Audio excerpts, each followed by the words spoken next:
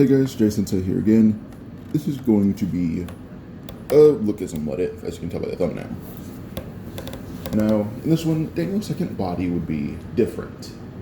By different, I mean that it would have additional abilities. But I'm going to explain the abilities later, but I'm going to get into my intro. For this video, I'm going to be talking fast, because this video is well over an hour long, probably about 3 to 4. So, buckle up for the ride. If I talk too fast, or just hit that speed, it'll make the video longer. Or if you think you bear with it, watch it. Don't watch the video as is. Also, if the video isn't for you, watch it for at least 5-10 minutes. The video can be pushed out to the audience that does enjoy this specific kind of content. Comment what you like, comment what you dislike, comment any questions you have, and let's begin. When Daniel gets his second body, it has the appearance of the current Daniel, musculature, all of that. But this time he's actually a lot taller, about similar in size to Jerry, which, yes, that's terrifying.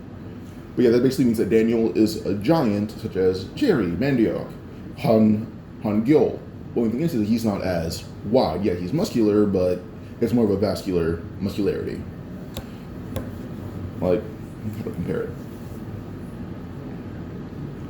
I want to pick a classic division bodybuilder, but with the size of like an Arnold division. Like the height of Arnold division, like not as huge classic. So, yeah. Now, basic abilities of his body are, it heals faster, it's stronger, all that. But Daniel actually have accelerated healing for every bit of his being. I mean, every aspect of his being heals faster. And when Daniel would have, that little scene of him testing out his body, he runs around. He doesn't know how fast he runs, but he's clocking every runner near him, and he's not even trying to go, he's like jogging, and he's clocking people who are running full sprints. Or he chucked a rock so hard that the impact on water alone shattered the rock. It was insane. So when he gets to school, and everyone sees him, Zach originally was confused, not confused, but shocked that Daniel was attractive. This time his jaw is literally on his table. Because Daniel is the same size as Jerry, who's about 6'6", 6'7". But also, Daniel is good looking, broad shoulders, obviously built. So Daniel in this one would basically be a god to people at J1 or J-High. I think J1 seems cooler. But Daniel would basically have the build of a god, and he's curious on how to achieve that. But for some reason, Daniel does have the compelling urge to work out. He has no reason why, it's just a compelling urge to work out. So in the second body, he begins working out, and looking at social media, he would find out fitness influencers, which is where he begins the journey of King Daniel. Daniel's canonically he's a social media star, he's one of the biggest in Korea. So Daniel's canonically a social media star in the story, in his little body that is, and it was when he was fat. So yeah.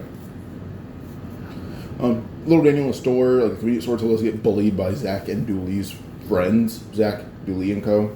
He gets bullied by them because they want to buy cigarettes, and tries to say no. They bully him, they don't take any cigarettes. In school, Big Daniel hears Dooley and his lackeys along with Zach making fun of OG Daniel, and then his mom, hypothetical, saying, if that was my son, I'd be so ashamed of a pig like that. For some reason, Daniel wouldn't interrupt by just saying, you don't talk to people's parents like that. It's more the fact that he's like, these guys fucking suck. So he'd stand up and actually tell them there's 5. Dooley has 3 lackeys, Dooley himself and Zach. There's 5 of them. So with this, Zach will see Daniel stand up, and Daniel just tells them, don't tell them others is too far, shut the hell up. Dooley turns all back down, because before Daniel is 6'6", 6'7", around there, and he's also just obnoxiously muscular, or at least to them he is. Hold up real quick. Never mind, Jerry's 6'10". Yet Daniel, never mind, is he's not Jerry, he's kind of Jerry, he's 6'6", 6'7", around there still. I'll settle on 6'7". He's a giant still, but shorter than the other crew head giants. Not crew head, but crew co-captain giants. Alright. But eventually everyone would realize that Daniel's telling Dooley and his friends to shut up. That actually kind of ends Daniel's assumption. Everyone assumes he's neutral, but their assumption of neutrality on Daniel ends. So when it comes to Zach and Daniel fighting, Zach's nervous, Daniel's nervous, Because Daniel is Daniel, but also he's... Daniel knows how strong he is, but people talk about Zach like he's Superman. Who he actually doesn't know, Zach could knock him out or hurt him. But the thing is, when Zach began swinging at Daniel kind of saw things how Metro Man did, where Zach is moving so slow, kind of seems like he's not moving at all. So what Daniel does is literally just use one finger, move Zach's fist to the side, and the punch would slam right into a locker. He does that over and over again until Zach's fists are bloody. Zach holding his hand kind of in pain. Then he goes in for one final punch. Daniel just grabs Zach by the arm and begins squeezing. This resembles Flash versus Peter in the Sam Raimi Spider-Man movie, the first one, that is. So Zach getting in pain, only to get punched clean through the door and into the hallway, creating a crater in a wall. And Vincent saw that, and without even a second thought, just walk away, just saying, hell no. Not wanting to get involved with whatever just happened. Pause one time. Okay. So Zach is knocked out, and later on in the day, Vasco would meet Daniel, honestly completely shocked at his size. So he tries to engage and try to do the whole shoulder crush thing. Thing is, though, his hand can't really fully fit around Daniel's shoulder. He's a very big guy. And Daniel can actually feel Vasco applying pressure, but it doesn't hurt at all, and just feels uncomfortable. He kind of just carefully grabs Vasco's hand, pulls it off, and just says, excuse me, why are you touching me? Vasco just froze. He started to pull his arm back, but felt like his arm was stuck in a vice grip. The point where he's even putting his feet on Daniel, trying to pull his arm back, and Daniel isn't budging. Daniel says, you don't let go. And Vasco just yells, yes. And let's go. Vasco's still pulling, so he just flies off. So with this, that actually leads to Jace pulling Vasco away, apologizing to Daniel, saying, we took you for someone else. Logan just froze, saying, how do you mistake me for someone else? And Darren saying, the other person here as big as me is bald. And he's bigger than I am.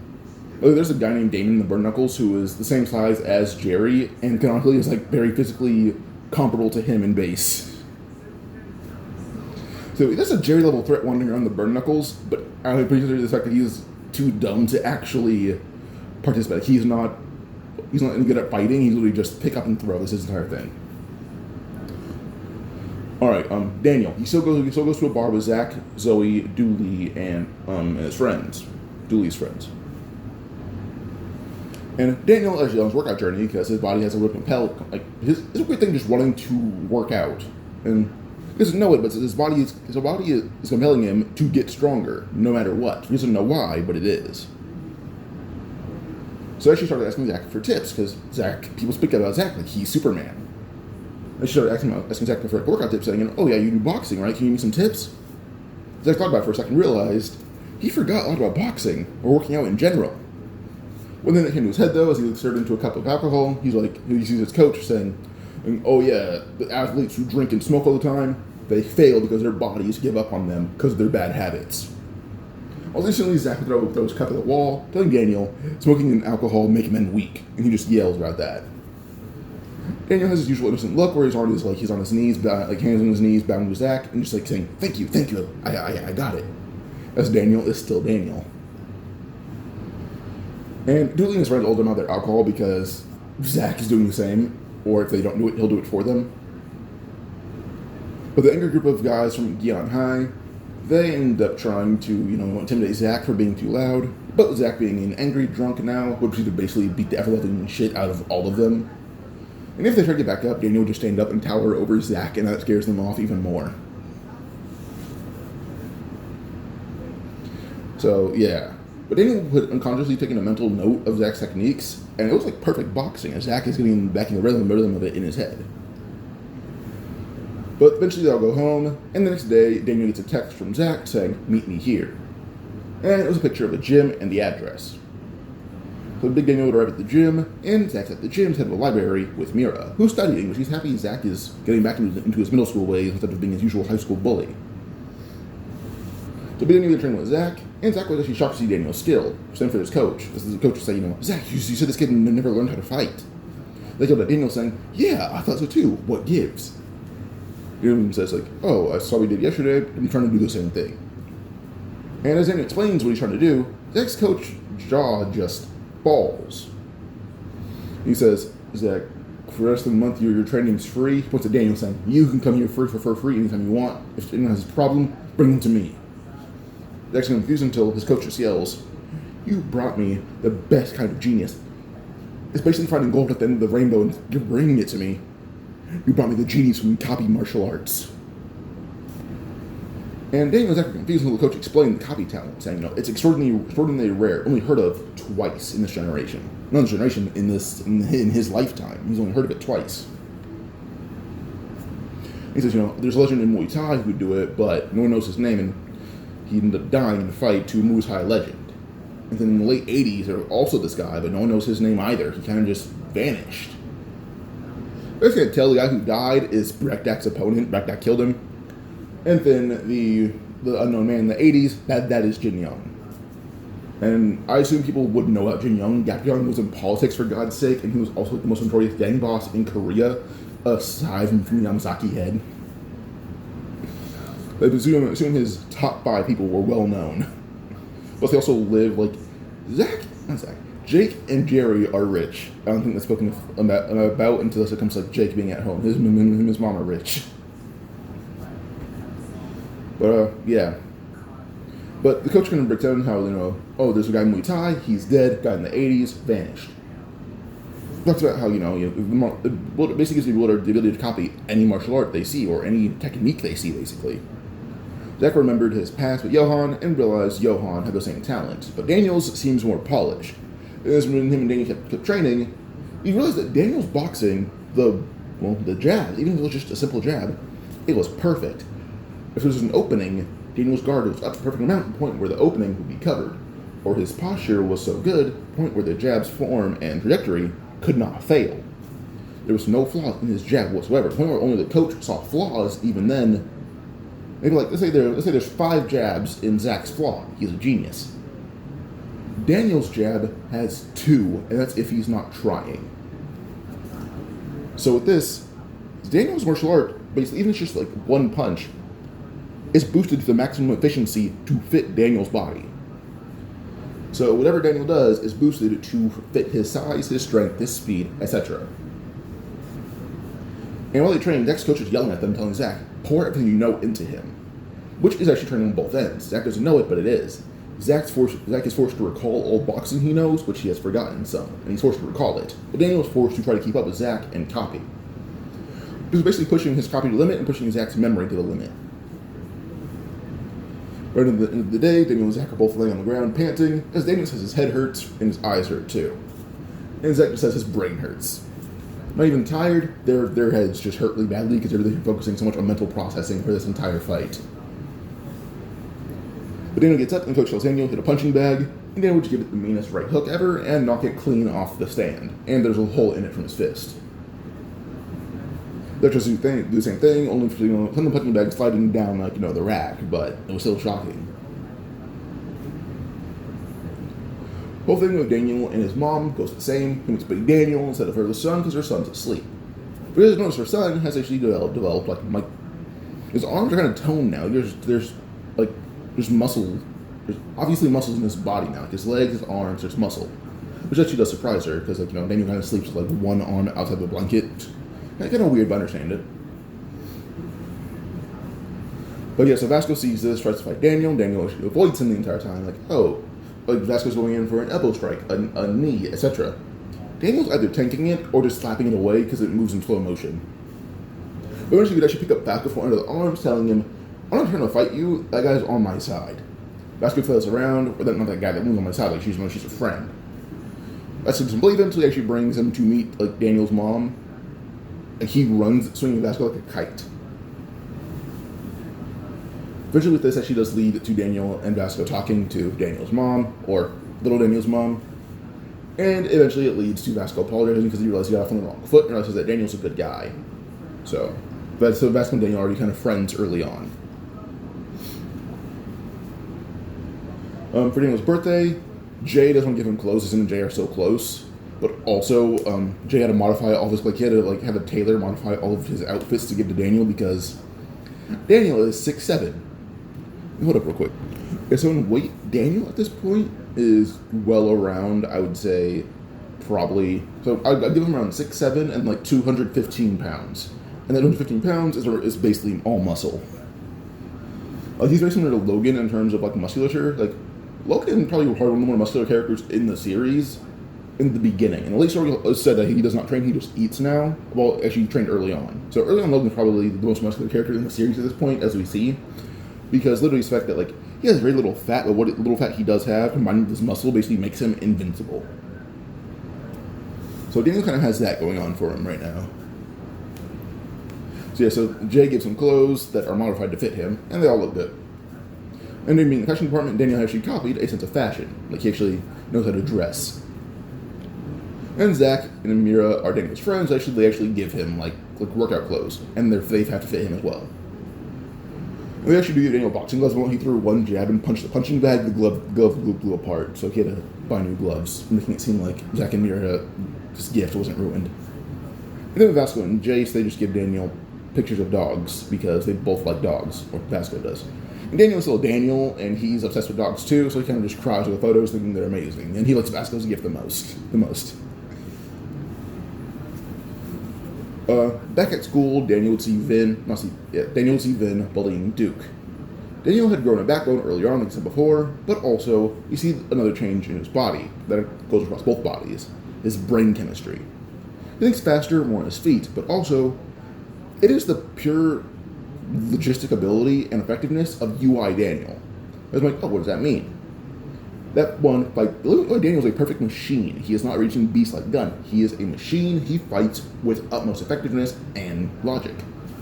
Daniel would think like that. But whatever he's going to do in a fight, it is pure logic, pure effectiveness. Whatever he's going to do in a regular situation, pure logic, pure effectiveness. And Daniel knows how strong he is. He can gauge it. So with Vin, he decides for someone like Vin to, stop bullying Duke, beat him out of bullying. Is what you do to Vin. So what he does is walk over, and he would actually grab Vin's foot, because Vin was kicking Duke in the arm.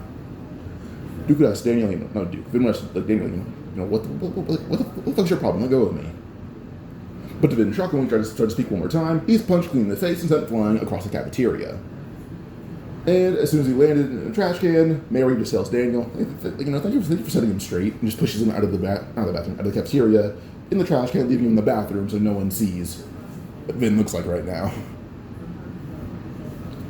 And that's just why Vasco that Daniel's punch was that fast and that strong. He sent Vin flying with minimal effort. They could all tell it was minimal effort because it wasn't even like full form. It was like just a very quick jab. Like he even fully extended his arm. It was just like half extension. But yeah, we move on, and it goes to Duke finding out Daniel can sing. Daniel's bigger, so his voice is actually a lot deeper. Like if you were to make it higher, you could tell that him and little Daniel sound the exact same. Just Big Daniel's voice is deeper. But with that, Daniel's master frame, he has a deeper voice, but he also can increase the the volume, or I guess the pitch, a lot. He can go from as deep as monotone as can be to basically as high as can be.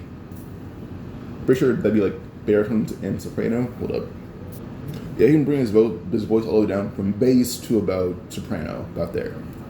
I had to make sure that I got it right because I knew the letters, I didn't know the names. Don't ask how, I just do.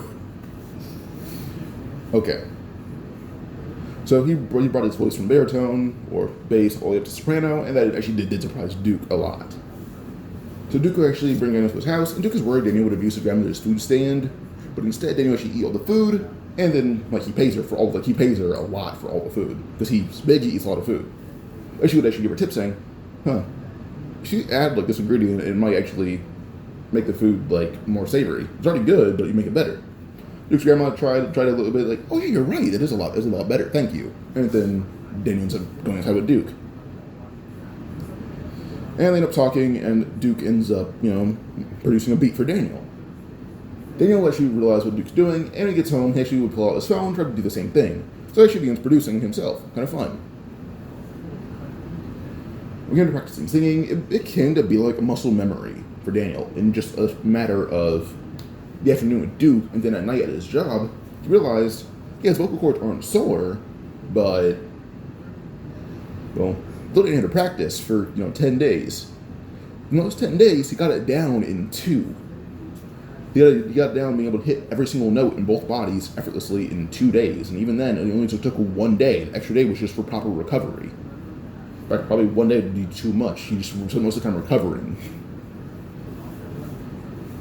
So yeah, but Duke and Daniel and Chiho all become friends in the original bodies, and then in the second body as well. But here's where we see how Daniel kind of realized what was happening, is that his body transferred experience and the benefits of that experience without the cost of that. I'd say like the singing that happened, and both bodies basically were able to transfer their perfect abilities of singing to one another after more and more practice. It can be the same after you gain 2 pounds of muscle, other body would gain muscle, but it wouldn't be 2 pounds, it would be an equivalent. It'd be like, you don't gain a pound of muscle, but your muscles just get stronger without having to grow. It'd kind of be like that, where it's like, let's say your muscles get 2 times stronger and you get the weight in one body. Other body would basically get the strength, not the growth. So it's kind of just like, be the equivalent of having one body be Kratos, one body be Atreus, and you get Kratos' strength in Atreus' body with none of the muscle. Kind of like that. So, yeah. For the festival, Zach was still doing the whole dodging thing. He had on no headgear. He was that ass just kind of how Sukuna was messing with Megami. Zach's really doing that to everyone. It wasn't really too hard for him to do that. Daniel hits faster and harder than anyone else here, so even if he doesn't get hit, it won't faze him. They're not Daniel. And Daniel's walking around, trying to, just have fun. And he realized that Vasco was struggling to get money. So she kind of just told Vasco, how about you just play a fun game for money? Vasco didn't know what to do until Daniel had an idea. He ran into the gymnasium and ran out with a giant rope and just said, play tug of war. 7,000 won, or $5 per, person. And that actually led to Vasco agreeing to that. So, with that, Vasco actually picked tug of war against some people, and Jace would join in. So him and Jace versus 12 people over and over again, and they all win. Bernuckles having 0 profit, they make $200. Production, Vasco wants to go up, and Daniel kind of being a friend of Vasco, I already tell that Vasco's not going to get any money. Vasco actually would end up positioning Jace on one part of the stage, and then getting his hands wet and slipping back at Vasco's hair, while actually plucking out his beard hairs pretty quickly. Vasco's in pain, but Daniel kind of made him lock eyes with Jace the entire time, so he didn't look weird at all. He actually had a pretty straightforward face and slick back hair. The Vasco that we see go on a date is the one who's on stage. So with that, Vasco actually gets a lot of money. He was worth about $300-ish. And Daniel was an even bigger hit. Due to 6'7", but with his current build, he's a lot more lean, so he's a lot more attractive to certain people. And he already knows that, guys can't vote, and, he's scared of Lala because that one guy from the cooking department telling his story with her.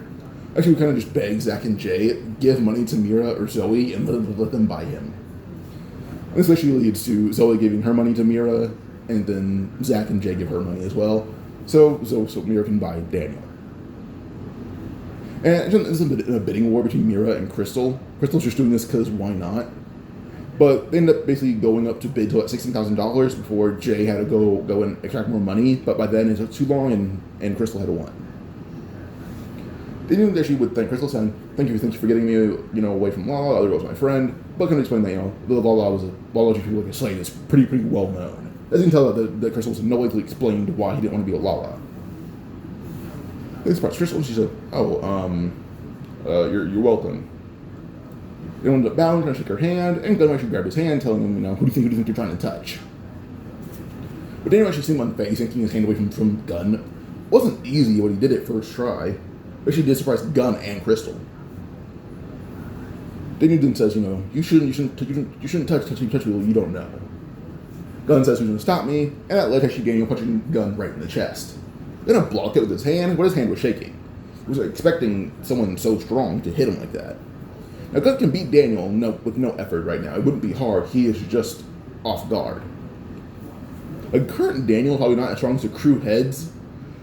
Actually, he probably is physically, but his skill and IQ for battle, basically IQ and battle IQ, are low. The reason he loses to them right now is the fact he has no battle experience. That is it. He's just not experienced in battle.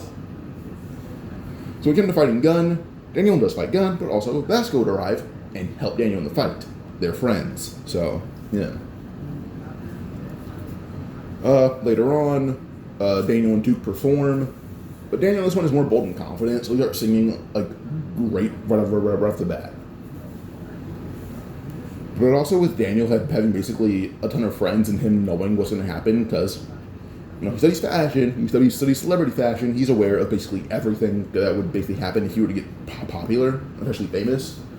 So actually, at the end of it, he pulls up all his friends on stage, and basically taking a giant picture with them, but making sure Duke and Jito are in the pictures. And then Zach will make sure, he's with Mira, all that. And for one picture, Mira is actually kissing Zach on the cheek. So eventually Daniel's invited to PTJ. Daniel says, Duke made me how I am right now. If I'm not invited, or if he isn't invited, I'm not either. And it's actually led Daniel hyping up Duke a lot, but also Daniel's intimidating size made the promoter take on Duke gladly because he's scared of Daniel. Pause real quick. Alright, I'm back. If you guys can hear a fan, I have that on because it's hot in my room. Alright. So Daniel hypes up Duke while also intimidating the promoter.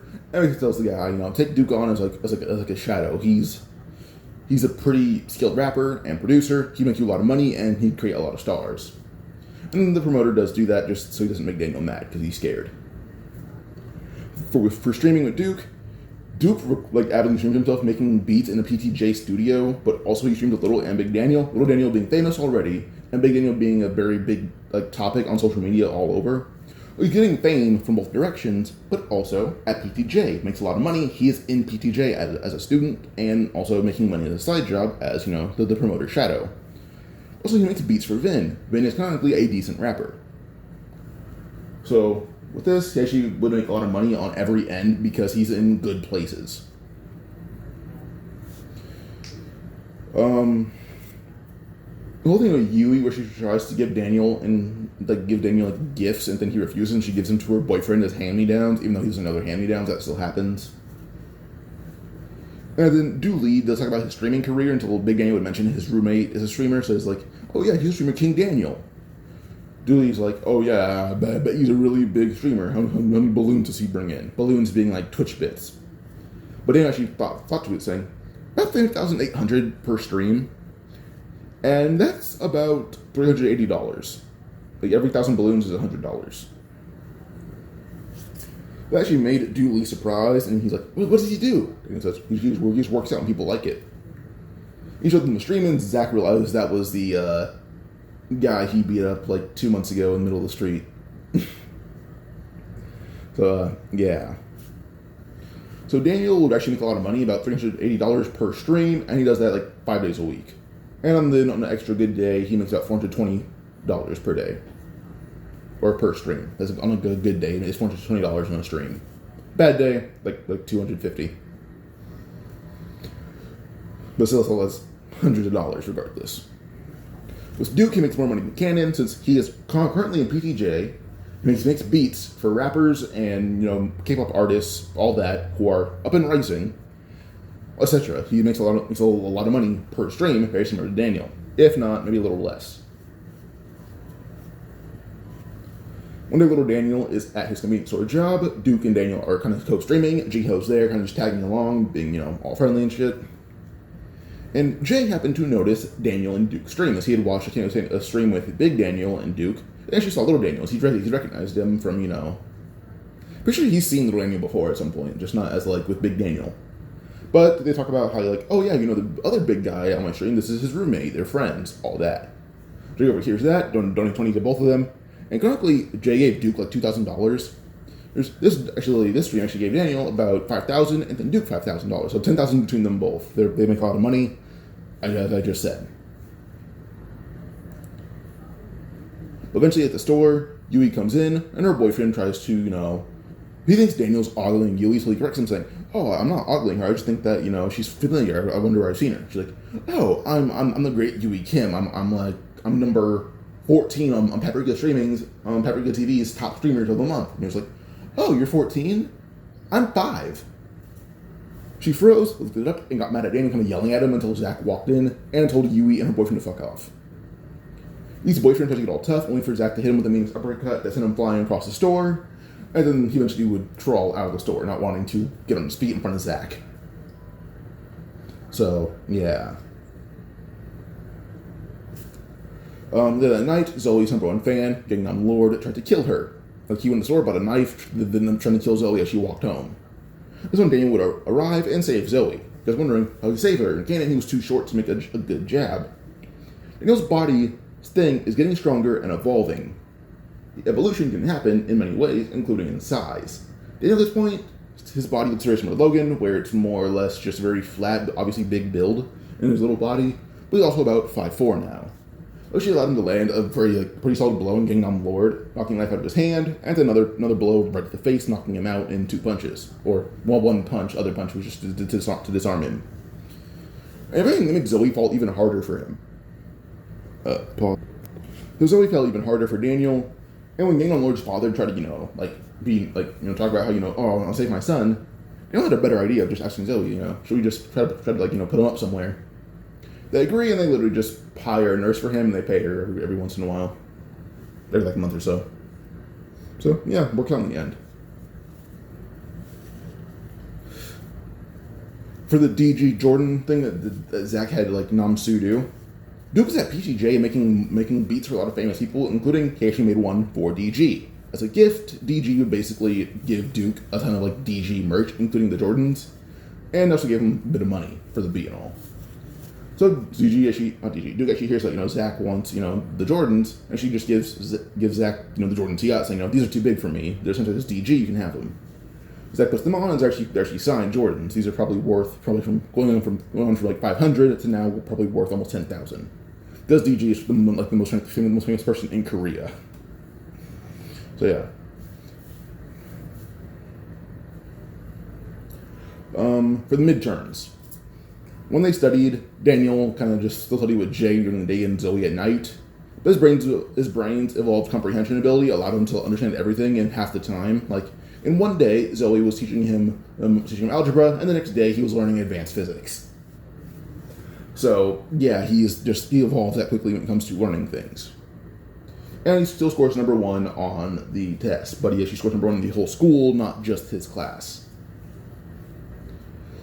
And Zach in this one isn't dead last. It's the fact that he actually wants to be better. That is him wanting to be better than Daniel, but also be better for Mira simultaneously. So with him having a mentality shift, he's actually able to score. Let's say there's 30 people in the class. He scored top 20. He wasn't dead last, but he was still up there. Daniel did feel bad because he realized he didn't need to work as hard as other people sometimes, so he decided to pour everything he has into, other skills to make sure he's not just, I do 2 things, I'm good at that. He wants to make sure he's doing as many things as he can to get as good as possible, so he feels like he earned a lot of things. Mainly to validate himself is why he's doing that. First skill he shows off is beatboxing, because at the camp there's a talent show, Duke rapped, and Daniel would be the one beatboxing for Duke. And then we have the whole hangout session in that one room where everyone was drinking, except for Mira. But Daniel in this one actually wouldn't drink, neither would Zach. Being they have Vasco there. Vasco is a friend of Zach and Daniel, as he goes to the same gym as them now because they invited him, and then Zach had to pay for his membership because having an equal who could fight pretty well would be a pretty good beneficial partner. So Vasco being their friend, we also invite Jace. And when Yui tries to suggest drinking, Vasco shuts it down. So they don't drink, they honestly just play card games and have fun. And when the one counselor, I think his nickname was Zeus.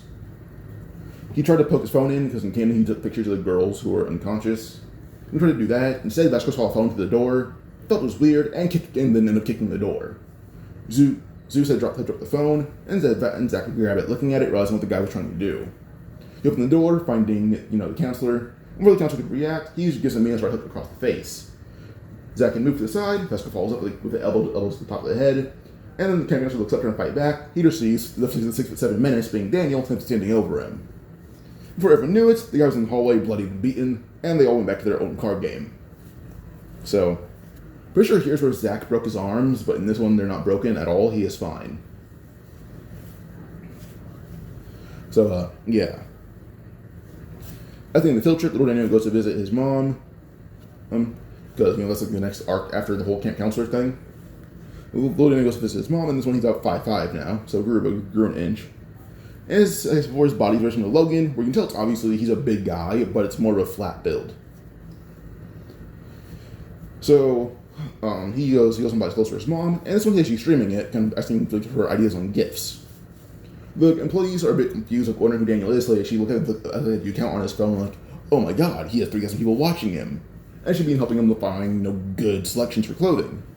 And when they try to actually ring him up, Jay walks out and pays for the clothing. As the store that Daniel shops at is the one Jay owns. So Jay ends up paying for Daniel's stuff, and she would organize a ride for him to see his mom, which he appreciates because that saves him money on public transportation. Well, so when he arrives, he's still confronted by that one guy who replaced him as Pikachu because Daniel moved, so Logan had to bully someone else. And Logan's new victim had baited Daniel out to be met up by Hyeji Ponjun. Hyeji's boyfriend is Ponjun. And then the soccer guy make him. When May tries to kick her soccer ball at the one guy who baited Daniel, she grabbed the ball and throw it back at May Kim, hitting him right in the face. Ponjun tries to slap Daniel, calling him, a little arrogant brat for being daring to hit back. But he would just kick the meanest punch to the chest ever and pass out, just how hard he was hit. Hyeji had dropped the clothes, giving back to Daniel, and Logan had soon arrived, saying, "Oh, you dare challenge me, Pikachu." But Daniel thought he'd be scared. In his head, it was kind of scary to think about Logan, but in person, it wasn't. Logan isn't threatening to him anymore. And that's actually where we see another ability of the body. And I'm going to go over all of them. Super strength, speed, agility, durability, reflexes, senses, all that. Those are all enhanced. Also, he has shared benefit. Basically, if one body does something, the other body can get the same thing without the cost. So, yeah. You can copy anything from anywhere or anyone, as long as his body can physically do it. Like, if someone can do a backflip, he can copy the backflip perfectly. Or, let's say, someone from, Onguak, Daniel can copy a few things of that, but not all of it, because that's also kind of obnoxious. It may be something he can copy just off of TV, because he can physically do that. But also, we don't see Daniel watching TV, ever. He has accelerated healing for both bodies, being that, he can heal from anything, or not from anything, but he can heal faster. But also, he has mental healing, being that depression, anxiety, or just PTSD, that can all heal, and it has. The thing is, think about what traumatized him, or it makes him anxious, or it makes him depressed. You had to think about Logan on his way back to the countryside. Doing that made him realize, made him start healing. As a benefit, he also does have photographic memory, and his brain has faster processing ability. So, yeah. Daniel being scared or more confident led to a fight between him and Logan. This ended up with Logan beating Daniel, but barely. He's leaning against a wall, panting with blood over his face. Daniel was sitting down, kind of slumped over, but he was still awake. He was just too tired to move, and Logan kind of is, but he has more energy left.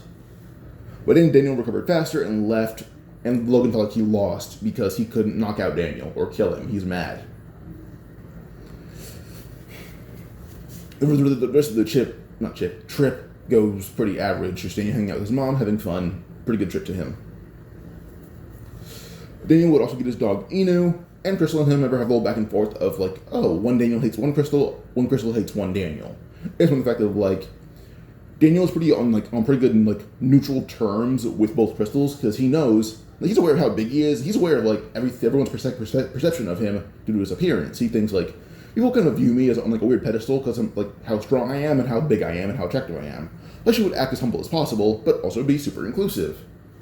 So with this, Crystal actually just kind of she doesn't admire him, but she has a bit of respect for him. She's you're not bad. You're kind of annoying, but you're not bad. So yeah, she tolerates him. For the Dae Shin arc, it goes the same for Daniel, Zach, and not Daniel, Zach, and Logan. I messed that up horribly. I'm sorry. It was the same for Taejun and Dooley, and then it goes per normal a little bit for Zach, Vasco, and Daniel. I don't know why I thought of Logan. Actually, I do, but eh. This one, Vasco actually shows off that he trains at the gym in a new way, not working out, but actually practicing kickboxing. Hold up real quick. Okay, I'm back. So, the Dae Shin thing, when it comes down to Dae Shin versus Zach, Zach's arms are not broken. He is fine. Also, he might have broken his arms here too. I forgot, but it doesn't really matter. If he either broken was Zeus or Daehun Shin, who uses a bat to fight. When Daehun Shin tries to hit Zach with the bat, Zach blocks it with his forearm and just simply says, "It doesn't hurt because you aren't him." And him referring to Daniel.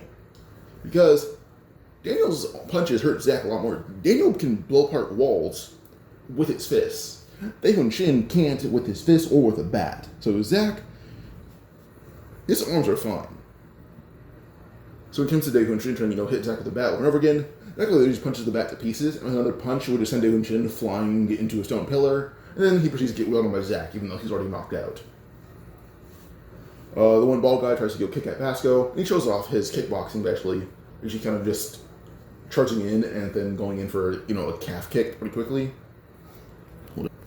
Vasco basically block and push it, sending the guy flying back. But then he would basically just run and then do a flying knee, sending the guy flying to a stone pillar, which ended the fight right then and there, because a flying knee to your chest that knocks you into a stone column, you're done. You're not getting back up from that.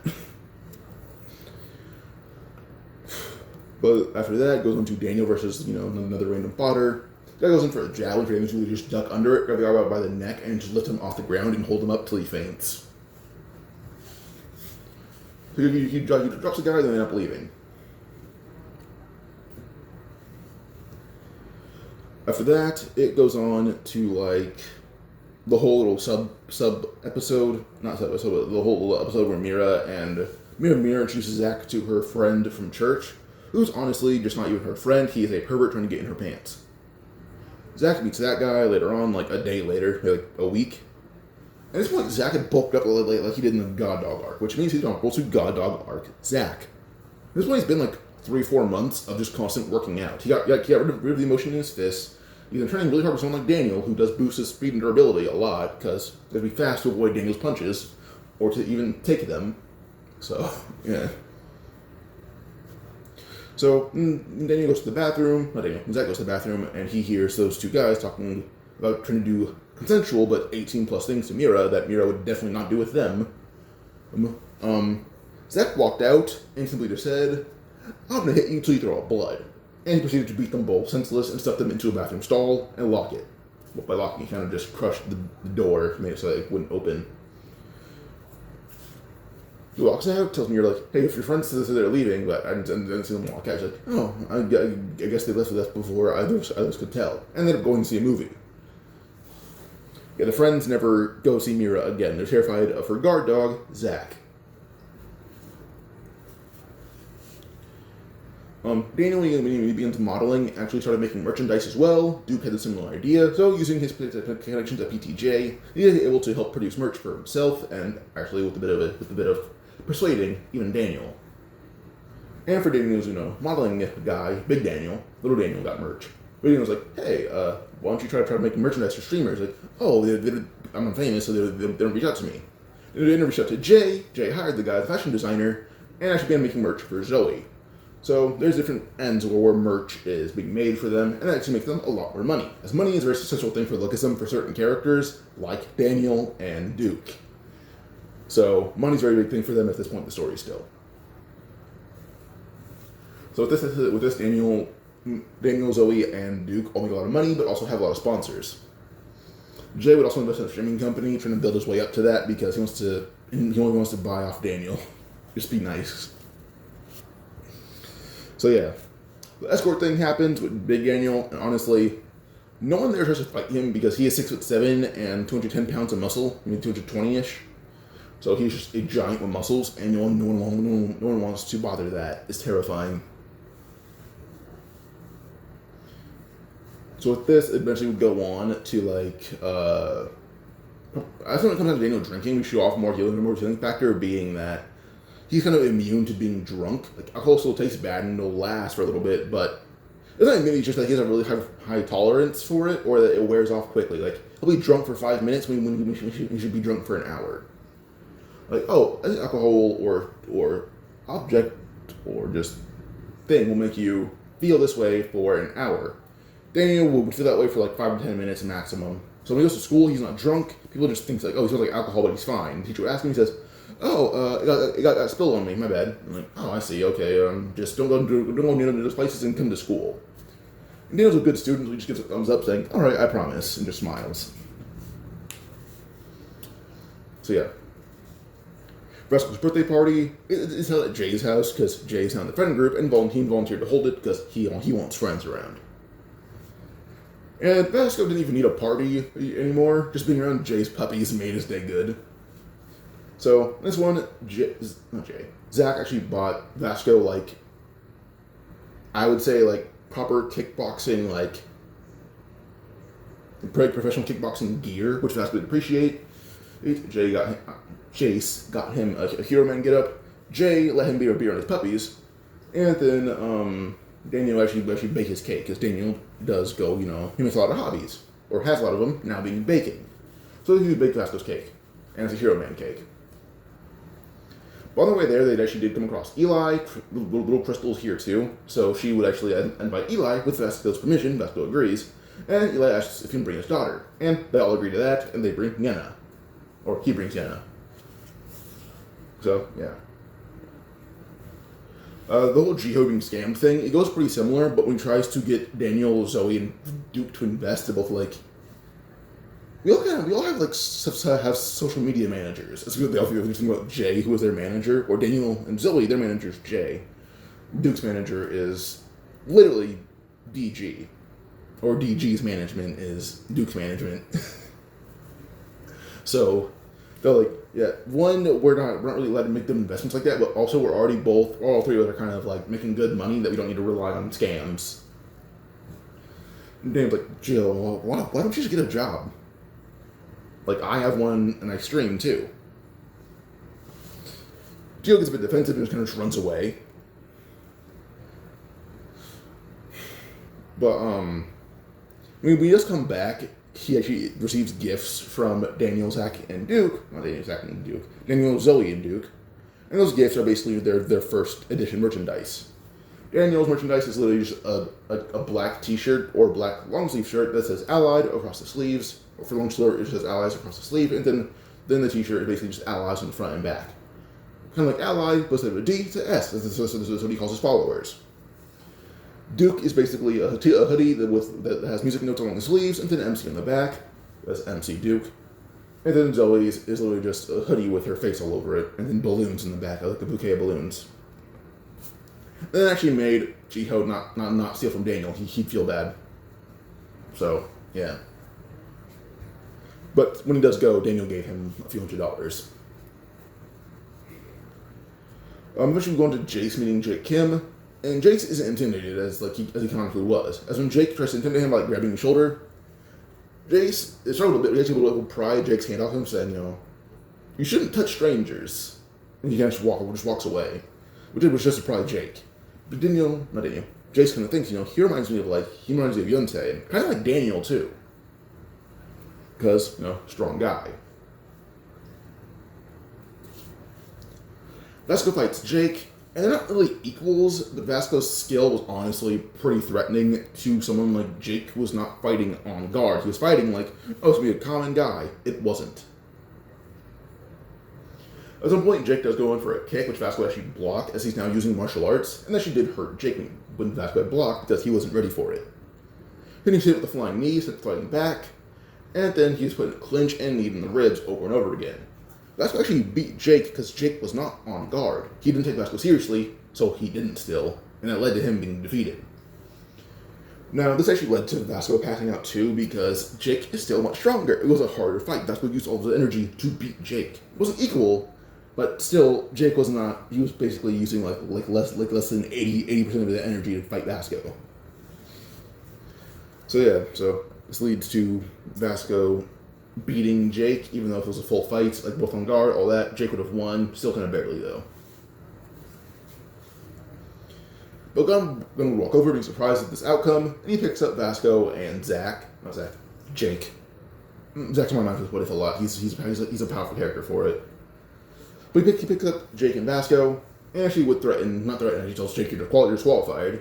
Jake is too tired to resist, but he does kind of call Gunn a bastard.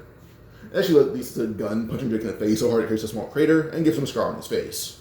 Not his teeth are knocked. His teeth are kind of not all of them are ripped from his mouth. Just a small scar on his face. And Vasco's just given money and high praise.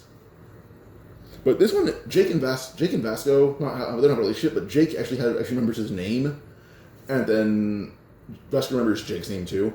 But also, Gunn acknowledges Vasco's power. He's acknowledged by Gunn early on. Well, so's Daniel, but Well, sports day never happens for Daniel because it's kind of unfair for him to participate because he's a freak of nature. So he just goes to he goes to the gym all day. And pause real quick. I'm back. Sorry, I got sick. But Daniel basically goes to the gym all day till he has to work instead of going to sports day because it's unfair he'd be in that. For sports day, Vin doesn't bully Duke because him and Duke, they're not friends, but they're definitely like closer than like they were before. Like they're just hanging out in the alley and Duke is on his phone and Vin tells him, by the way, meet me at the studio in 3 hours. I have an idea. And Duke just nods saying, all right, I'm charging 20 an hour. And Vin just nods walking away.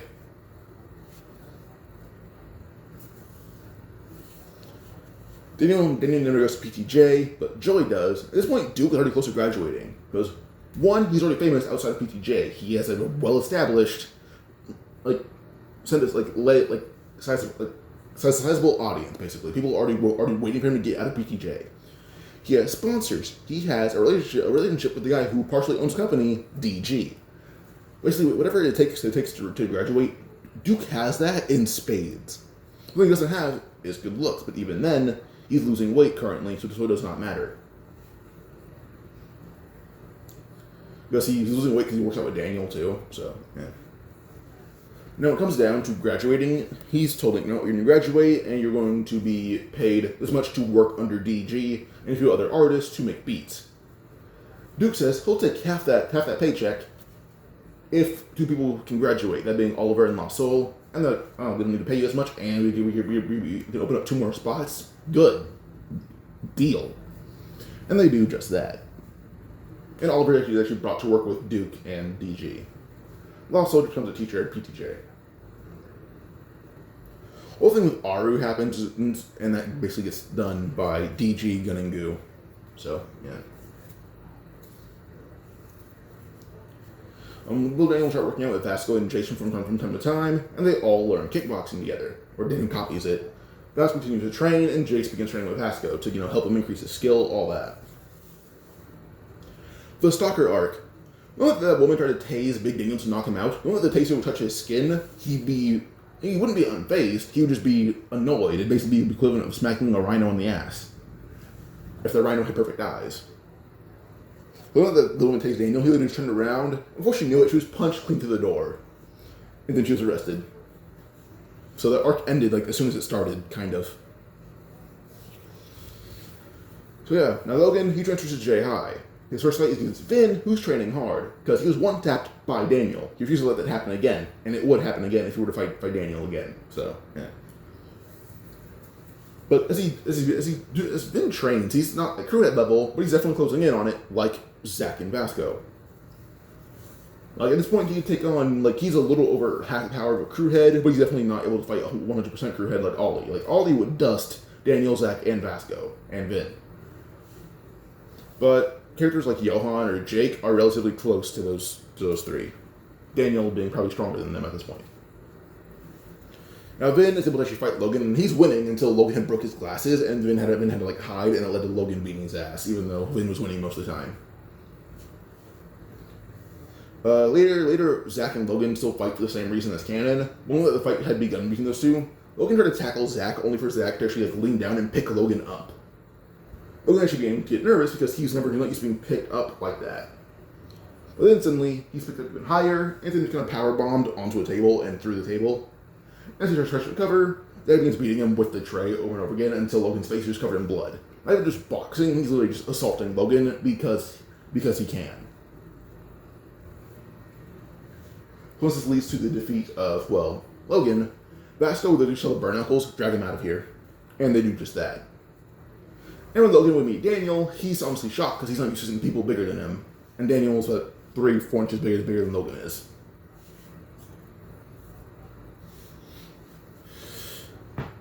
But, pause real quick. Okay.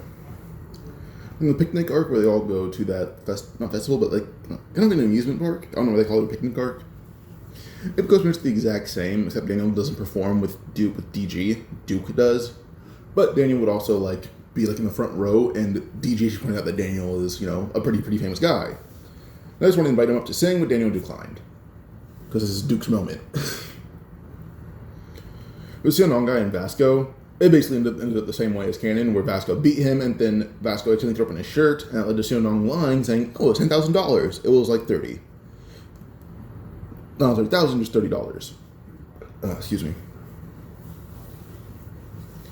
Now, beginning of the animal cruelty arc is next. It basically goes per normal as a start, but when it comes to the race, Daniel basically just dusts Johan with no effort at all. Just like the lineman pose when he runs, he takes that and just sprints full speed ahead and dusts Johan. But also, I can probably see Daniel being able to get back the dogs in time as the lady trying to take them. So the arc ends in like one chapter. It's not even an arc; it's an episode. Johan thinks Daniel reveals himself as the god dog, and then the arc ends, or chapter ends. At this point, Daniel has his like in terms of appearance, it's very similar to post Sophia training. So yeah, he has that going on for him right now. That was a very horrible transition. I'm sorry. Next arc, we have little Daniel visiting his parents, and his body is very similar to how it is post Sophia training, where it's short but still like in shape now. Like you say, to be in the double digits at this point in terms of weight. So yeah.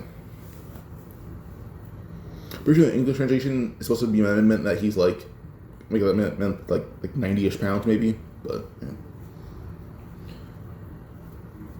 Now for the trip, Daniel would actually be able to like hire a car ride, not like a chauffeur, but like just a really good Uber. Which his mom appreciates over taking a train. So yeah. And she doesn't know how Daniel like pays for her life. Like she knows how she streams and all that, but she doesn't know that like somehow he pays her rent, he pays her bills, he pays for everything except her groceries. And then he sends her money for that. She tries to stop him, but she doesn't know how he still does it. He just does.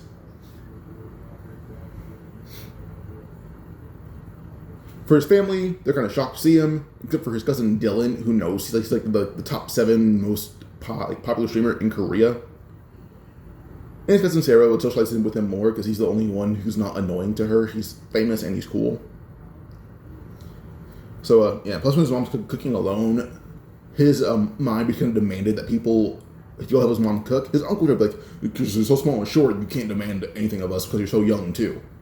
Then a little ear grab and pull made the man back down and help his mom. So, yeah. And Dylan's grandma compared him to a man. She's like, you look so familiar, but I don't know where from. It's like, hey, you look just so familiar. I can't place it. And Daniel's mom knows what she's hitting at and tells her, don't bring him up. Don't ever do that again. That was the first time he saw his mom actually angry, was Daniel. That's the first time he saw his mom angry. As you guys can tell, his grandma's hitting that he looks like Jin Young Park, but he's just too small to actually look like him, in her opinion. So, yeah. Later in the day, Daniel, Dylan, and David get confronted by these wannabe thugs. But Daniel actually basically just bust out kickboxing and beat both the guys with no effort. It's like, very, just quick roundhouse kicks will take all of them out because he's just really fast. He like pulls a Mikey and just does those 3 good kicks and they're all done for. The next little mini arc would basically be Sionong in Seoul, where he would give Vasco $10,000 back because he lied about the price of his shirt that Vasco threw up on, and he felt bad that Vasco actually gave him $10,000. But he tries to get the money back, comes off as a thug, gets his money robbed, etc. Eventually, it does lead to Vasco, Vasco being wrecked deck, all of that. As it goes on, it does lead to the end of the arc where Vasco actually invites Sionong to join the Burn Knuckles. He declines. But Vasco actually have another proposition. As Vasco makes money, the Burn Knuckles do, at this point they also kind of, they didn't get signed, but Daniel pointed out how he got merch from, the modeling company. Vasco turned to Jay, asked Jay, hey, can we do modeling? In exchange for money, we should get clothes. Jay, just being nice, gave him money and clothes. So yeah, the Burn Knuckles have their hostile arc attire, which I think is their best look so far. So with that, Vasco's like, we do like a lot of training, and we need food, and food's kind of expensive. We'll pay you like $15 an hour to supply us food, maybe like 20, depending on what food it is. And immediately Breckdeck says, you have a deal, sit down, come on. And they run off to meeting up with the Bird Knuckles and establish a training regimen, because they're going to give them food, money, etc. And Vasco does pick up on Breckdeck training early on, because at this point Vasco's already a well-established kickboxer. He's pretty good at it.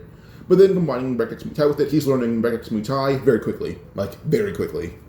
And Jake joins in because he also practices kickboxing with Vasco. But he prefers kickboxing over Breckdeck's martial art training because it's more intense than kickboxing is.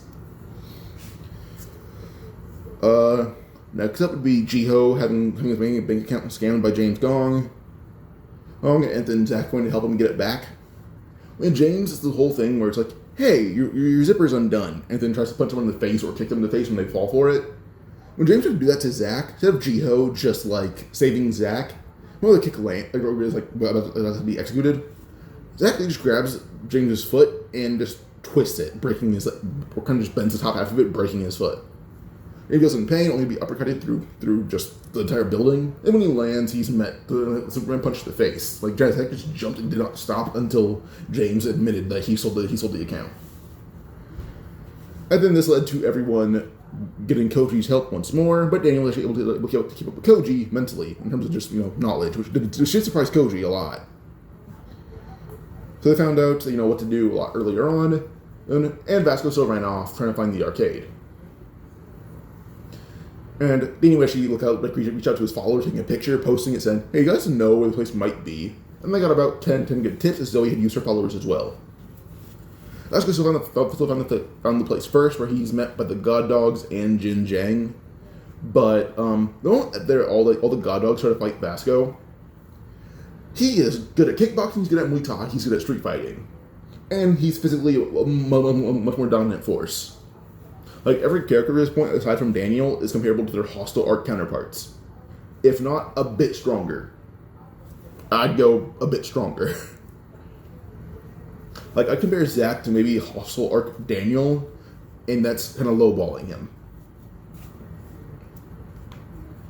So Vasco fights the the God Dogs.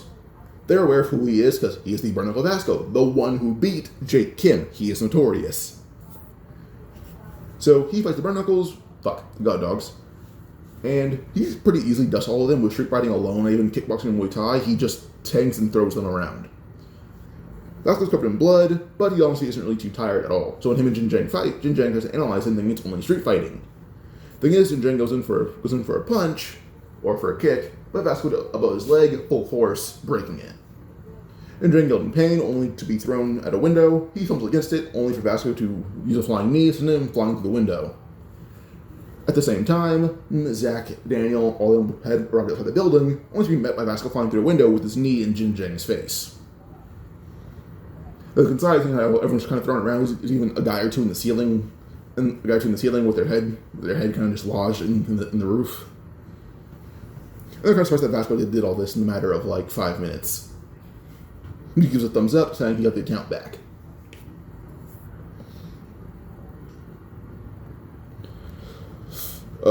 After that, they do kind of make waves as in prison. Jake hears about this, and that bastard. I think he's the only one who might He thinks he's the only one who's crew head level at this point. He's not aware of who Daniel and Zach are. But he's probably the only guy without a crew who can contend all the crew heads.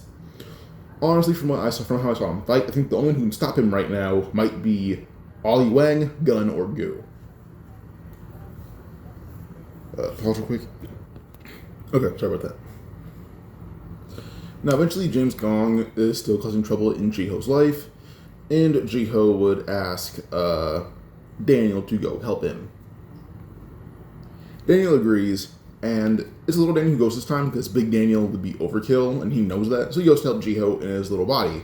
And he's still getting bigger, as he's about same size as his post-gun training, but he is not at all as strong as that version of himself whatsoever. This version of Daniel is barely even close to Jake Kim. Excuse me. This does lead to a fight between Jiho and James Gong, And Jay-Ho actually ends up slashing around randomly, cutting Daniel across his face, leaving a pretty decent cut. I'd say it's very similar to the one that Yuji has on his face, like on his eye area. When it comes down to that little fight, I would probably say that, James is probably beaten by Daniel because Jay-Ho's going crazy. And Jay-Ho gets arrested for slashing Daniel. That's about it. But Daniel's mom pressed charges and Jay-Ho is arrested for even longer. Daniel doesn't investigate the second body or James Lee because he's not aware who either of those two people are. But he's met by Charles Troy in his house, and Charles Troy explains that the identity of the second body is named James Lee. I think that's going to be a lie to get Daniel off his, he knows that Daniel's going to be curious one day, so just to get him off the trail immediately. He was that second body's name is James Lee, and he claims the two bodies, but also questions how Daniel's body evolved. He goes to delve deep into why Daniel's body is so different, but Daniel can't answer. He has no answers. This does irritate Charles a lot, but eventually he would just leave. So,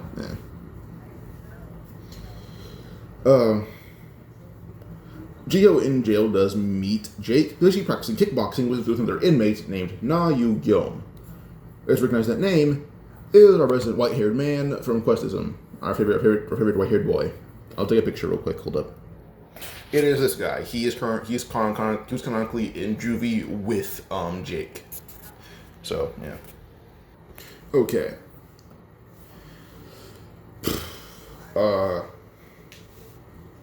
Zach would stop the whole thing with Yenna, but he's aware of who she is because he's met her and Eli at Vasco's birthday party.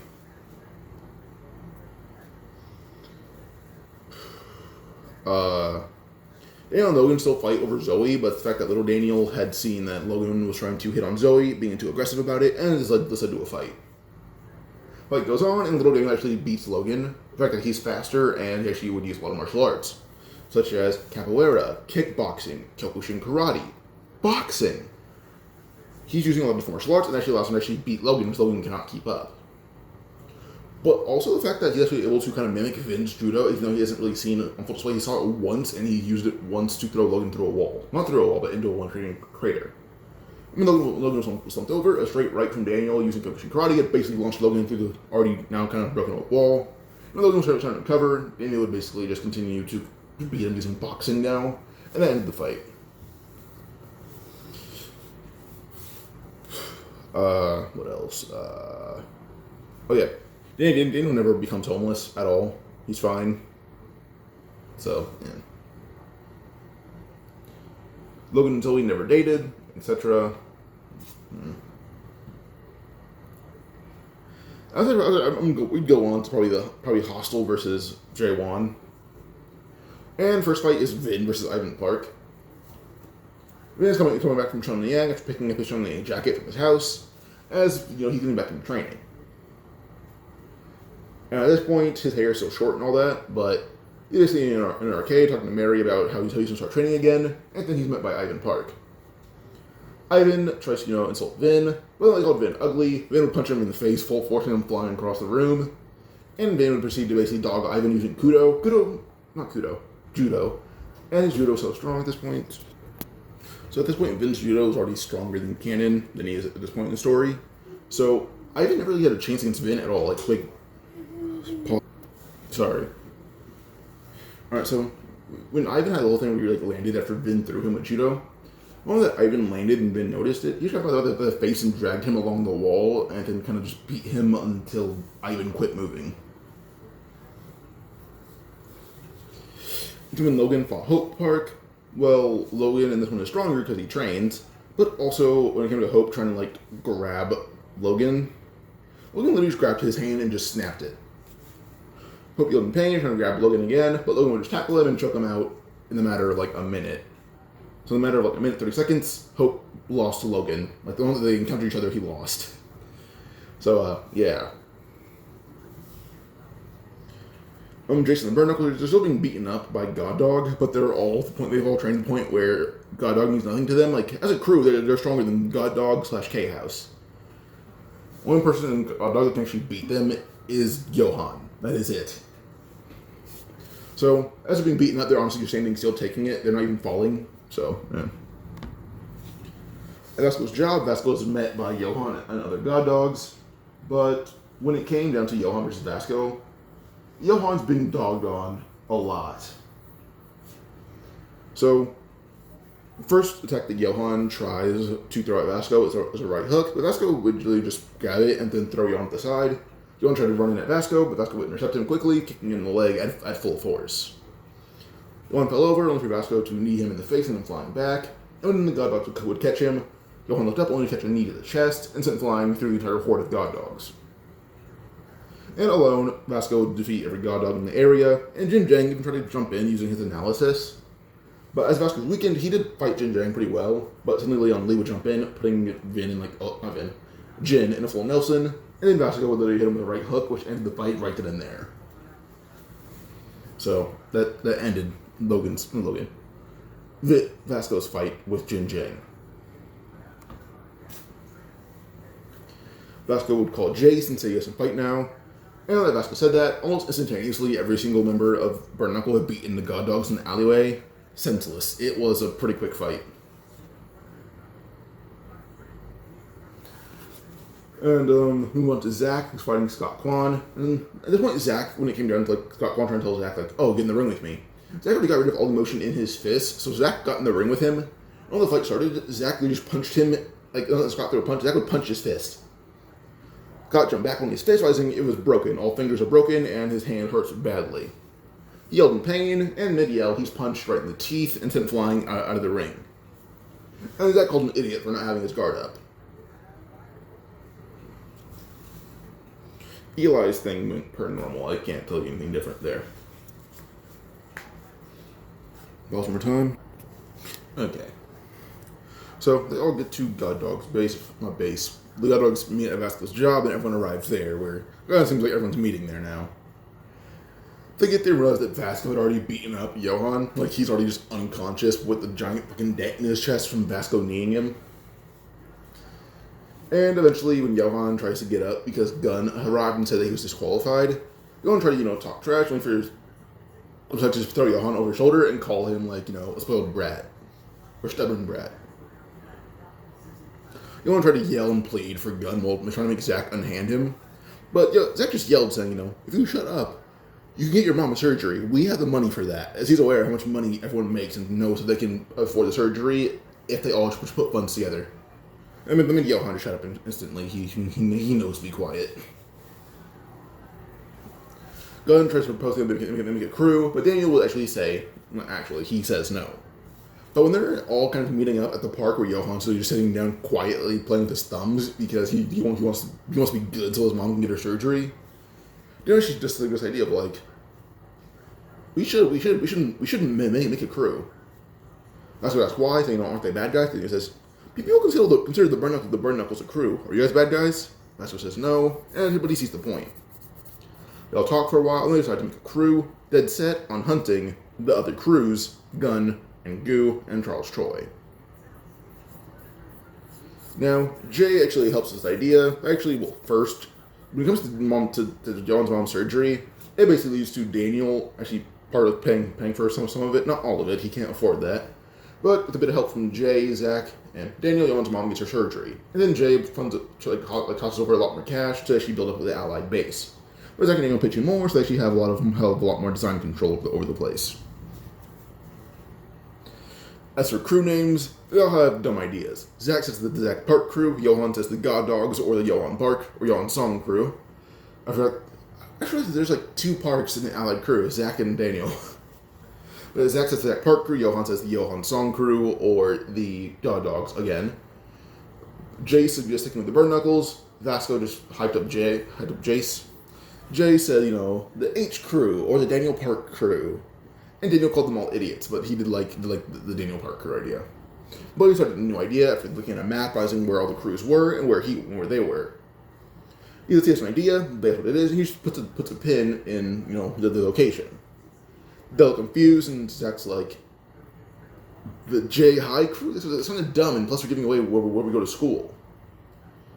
Johan says, I think I get it. As he just punches Zach in the back of the head, calling him an idiot for thinking of the J High crew.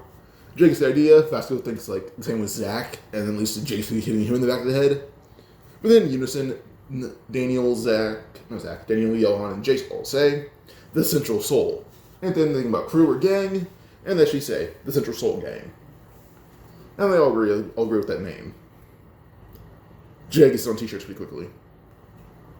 So Johan's thing of his mom being healed already, plus he has everything he wants at this point, aside from, beating Gun. But he's put in school early, so his dreams are coming true already. They're coming true already.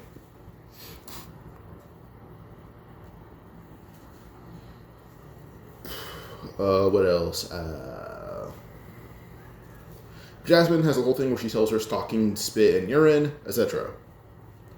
Now, when Zach discovers it, he literally just uses presence, and that scared away the lawyer and Jasmine. Oh, fuck, I skipped something. It's a mini-episode thing that went on, but I like it. It was where Vasco and Jay-Sensei had their dreams. Zach's dream was become a world champion in boxing. Zoe's answer was 15 million subscribers, not 10. She already has that. Jay said being a doctor, Johan said college, Eli said hair designer, and we see Daniel splitting time between classes to pick up skills, such as hair design. And as Eli's messing up someone's haircut, Daniel fixes it. And then Duke and Vin both play rapper, but they didn't look at Duke before yelling at him, saying, "No, you're not a rapper, you're my producer." And they both argue over Duke's dream. Alright, back to Jasmine. So, Zach gets scared off Jasmine and the lawyer. Jasmine ran remote from home. And when it came to trying to find the person who's using Mira, Zoe, Mary, and Joy's pictures, Johan already had a lead on who it was. And he's betting it's Hostile A, as he knows the difference between B and A. He explains how they extort and use girls and runaway fans, and says, honestly, this isn't beyond them. Anything's actually pretty tame compared to what they usually do. And he explains that he has someone who could probably help them. They're confused on who until they head to the fashion department. He opens the door, and was Eli Jang, saying, "Meet the jackass who started this shit." And immediately, Eli just froze. On the roof, they all talk, and at this point, Eli kind of brings them to where Sally, Max, Derek, and Warren are probably at, being Sally's building. Oh, I spelled Derek's name wrong. I'm going to... There we go. I think. Yeah. Let me check. Okay. I was one letter off. Alright. So Warren gets in his cheap shot on Eli after meeting again, and then they decide to help them find the source of the pictures. For the runaway fan, little Daniel will infiltrate it because Big Daniel is kind of notorious right now. No one knows what he looks like, but he thinks it's honestly just too risky considering the fact that he's kind of popular now for, recruiting Johan's song, starting a whole new crew in the middle of Seoul of all places. So yeah. But Zach and Johan decided to go fam to fam, knocking heads, and then Warren, Eli, and Vasco team up doing the same thing, but in different locations. Daniel still meets Amy and Natalie, aka What and So Funny, but in his little body. He brings them to Sally, Max, and Derek. And since Amy and Natalie felt safe, they ride out where the family hides out, and Daniel ended up calling Johan to go do that, and he's going to try to meet him there. Johan arrived, found the place, and he already beaten up everyone, and he has the phone telling them, they say the code is so-and-so, but I don't believe them. So they end up double-checking with Warren and Sally, who both say, yeah, we don't know that much, but Ollie has a kind of a loyal base, so we're assuming it's probably a lie. With that actually leads to Johan kind of just brutally beating Riley O into giving up all the answers to the code, or to what code to get Ollie, and he used up the actual code. Which then he ended up texting all his friends on his actual phone, not on Riley's phone, because he'd be snitching on his friends. Well, everyone would get a number or a phone from multiple members of the Runaway Fams, and they all meet up at with Justin and Chuck, or they stay at the location. But Ollie had heard about them and notifications, so he had gotten there as well. But when he arrives, he's met by all of Hostile B, with Daniel in the back just watching. And then so is Johan, and then Zach, and then the Burn Knuckles. Vin is doing his own thing here, by the way. He's still just being Vin. But yeah, so Ollie's happy to see Eli, and he's just met with an uppercut to the face, telling him exploding girls isn't the way Hostile does things. Ollie stumbled back, and so decided to fight between Ollie and Eli, but in a different terrain, on the ground. While Max and Derek fight Justin and Chuck. Warren has no opponent, so he just helps Justin and Chuck with Max and Derek. Or no, helps Max and Derek with Justin and Chuck. I said the wrong way around. So yeah. By the way, Zach had found Jasmine, and he basically just deleted all of her social media posts and accounts, and then broke her phone, like kind of just folded it into pieces. And with James gone, they reunited. Zach just punched him through a wall, and that ended their reunion. So, yeah.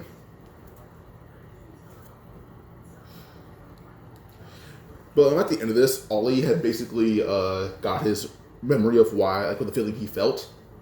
And him trying to jump off a roof, he basically started running oncoming traffic, but Sally literally just clotheslined him, and then he was held down by Eli, who tried to tell him, killing yourself isn't the way to repent. They didn't suggest having him sent to prison, but they realized, he's probably going to go to jail for a long time. He sells drugs, extorts girls, has a gang. He'd go to juvie, then go to prison for a few years. But with that, she don't know what to do until Daniel calls Jay. They talk, and he says, Jay has an idea to get him sentenced for a few months. Not a long one, but a few months nonetheless. After a bit of talk with one of Steve Hong's friends, Jay got in contact with her. They talk, and they give Ollie the insanity plea. Ollie had to basically, spill the beans on what happened to Heather, which Heather's mom was very unhappy to hear, but she's happy that she knows the truth of her daughter's death. And she now no longer really blames Eli. She blames Ollie. But she's happy that she's able to be around her granddaughter again. But Ollie's now in juvie for a few months. Insanity and his case being lessened to just a very brutal street fight. What else? Oh yeah, so for the hostel arc, the fact that this arc ended before it even began, Jin Jiang literally just replaced Hostel A with K-House, then joined Workers. That's all. Now Jake in prison had heard about this after Ollie walked in. He's like, alright, well, this is new. Ollie talks about what happened. Jake ended up hearing about everything from more just resources outside as well. And this is him actually calling, a favor, being Jerry, who goes to visit Johan, because he knows where Johan is now, Jay High. He arrives and Johan ends up bringing all of the CS gang to Jake's prison. Eli was there talking to Ollie, so yeah. But this basically ends up with Jake asking a favor for each member of, not each member, but for the more important members of the CS gang. He basically asks Vasco to look after the Bird Knuckles, saying he can tell that they're a romantic crew, and asks them to share that romance with Big Deal. And Vasco agrees. For Daniel, he basically just asked them, keep the Big Deal away from the Workers. That's all he asked. Nothing more, just that. And once he gets out of prison or juvie, he'll gladly step back into the role of being the leader for Big Deal. But Daniel just tells him, once you come out, you can join us. We plan on crushing the crews. You trying to make one again. We'll just lead you back in here and with a few broken bones. Which can make Jake laugh, so he kind of just agrees to that. He still plans on finding Daniel over Big Deal later on once he does get out, though. So, yeah. But now the CS gang takes over Gang So and Gang Buck. Gang Dong, they're allowed to operate in, but Eli still claims that as his own territory.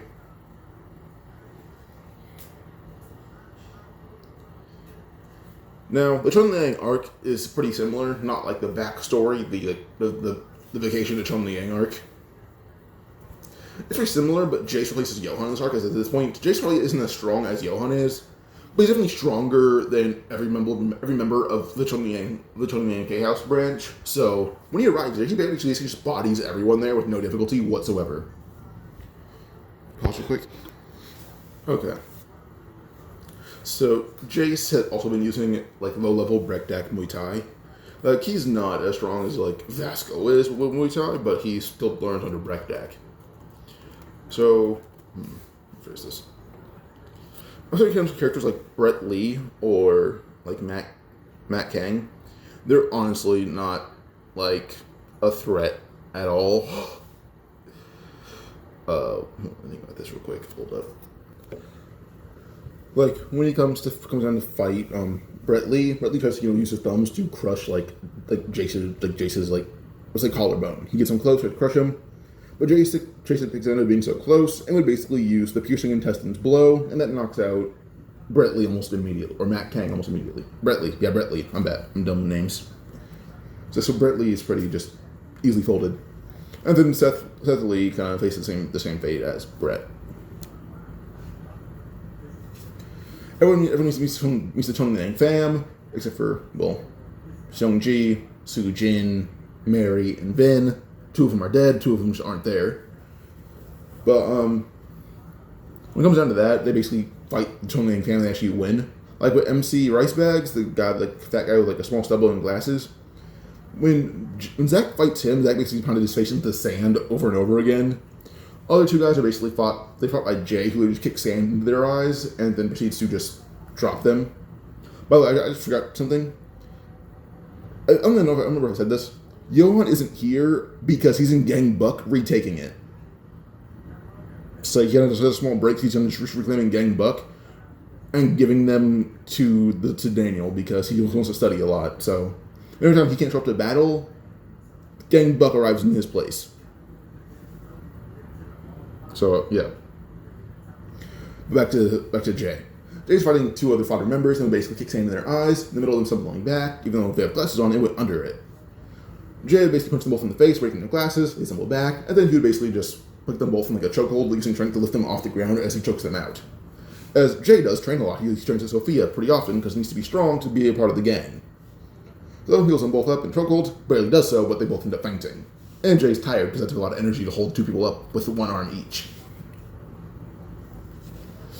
Yeah, honestly, as a duo, they would have beaten Jay if they were just ready for a fight. They were not.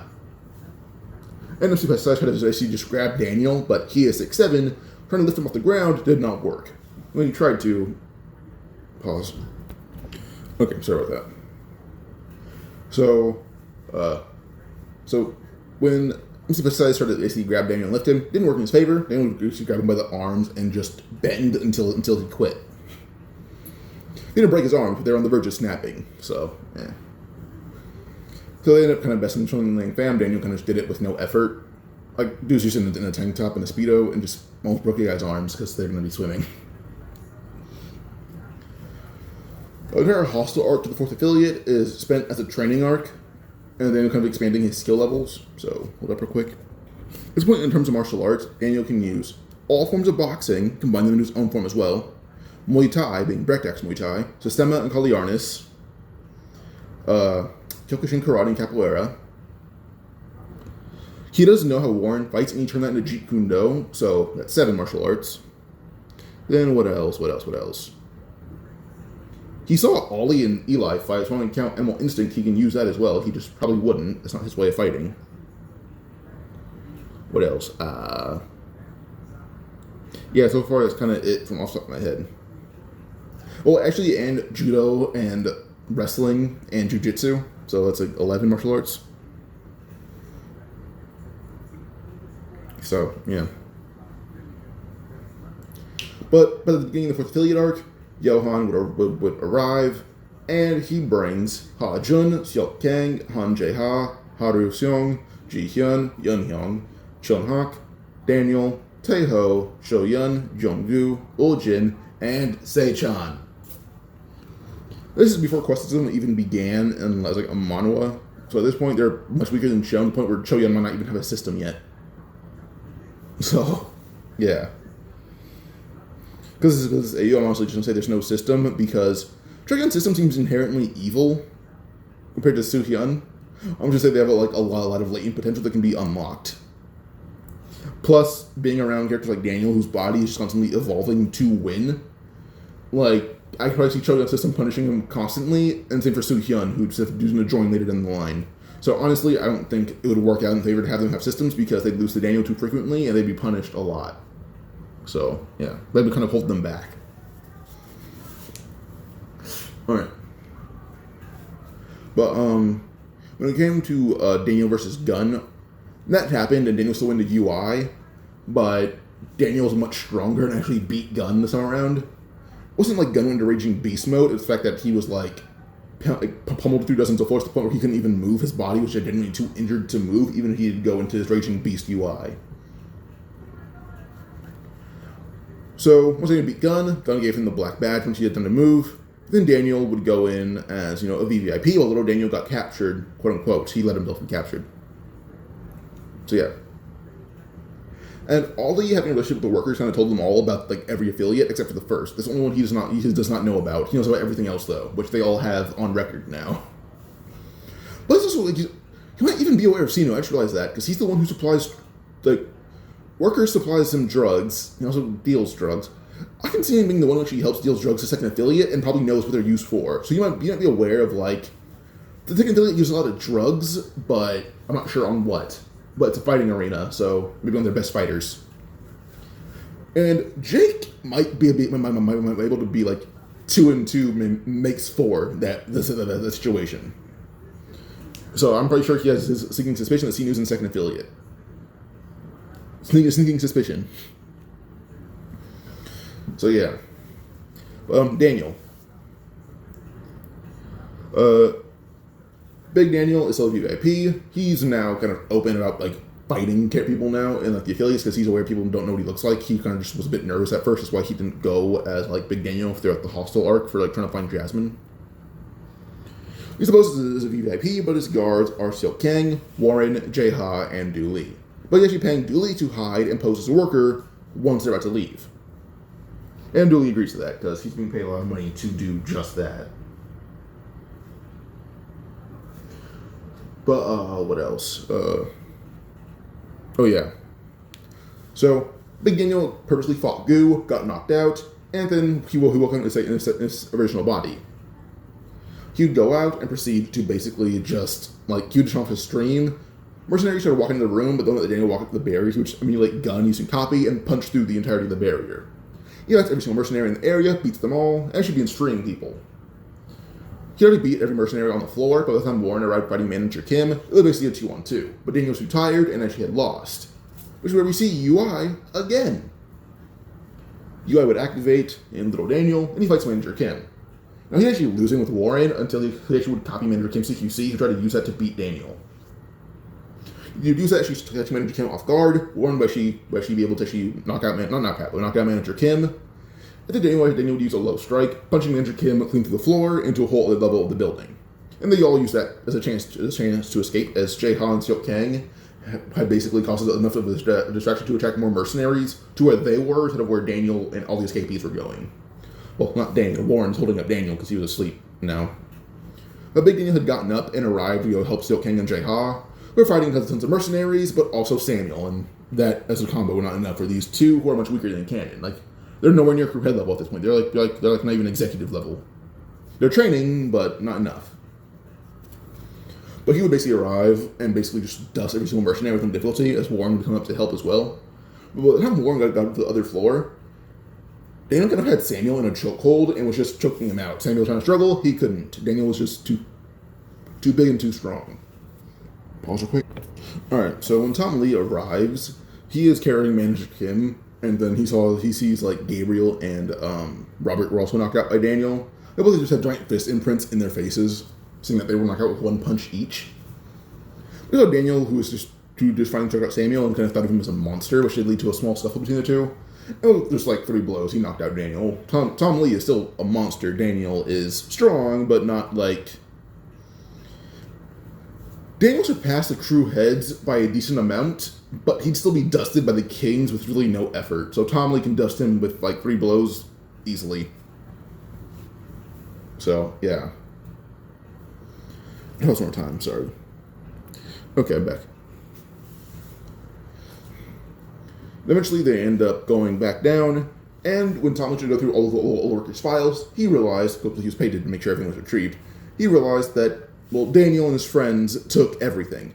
As when they arrive at the warehouse, Jae-ha held up a small bag full of files.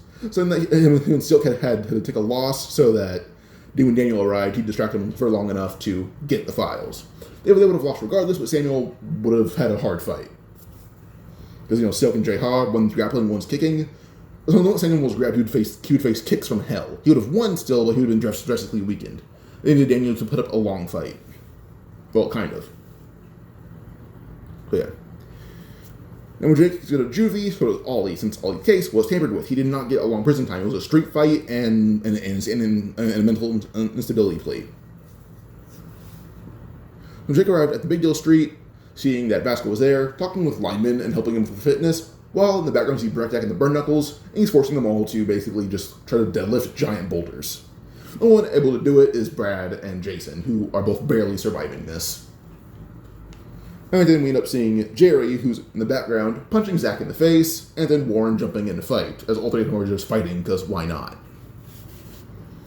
But Jerry saw saw Jake, pushed over Zach, and ran towards him. Immediately Brad and Jason see this, throw the boulders to the ground, and run right to Jake, happy to see him again. Meanwhile, Ollie is just sitting with Eli, kind of just talking about how Jew he was. It's Ollie's hair's longer in dreads, it's just long, shaggy hair down like his shoulders. But he has glasses on and all that too. But Jake overhears how Central Soul Gang took care of them, and Jake did actually say he wants to fight Daniel over control of Central Soul Gang and Big Deal.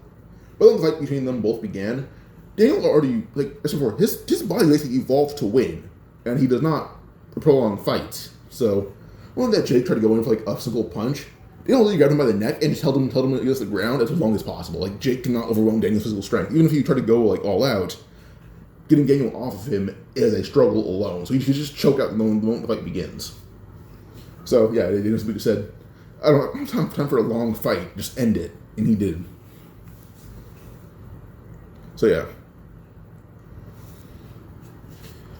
But at this point we actually do see Jay training in the background with Sophia and at his house. And we see him as currently as one of the stronger members of the Central Soul Gang. Only one stronger than him is Daniel. And even then, not by much, because Jay had recently unlocked the path to mastery. He's only virtually unlocking technique mastery.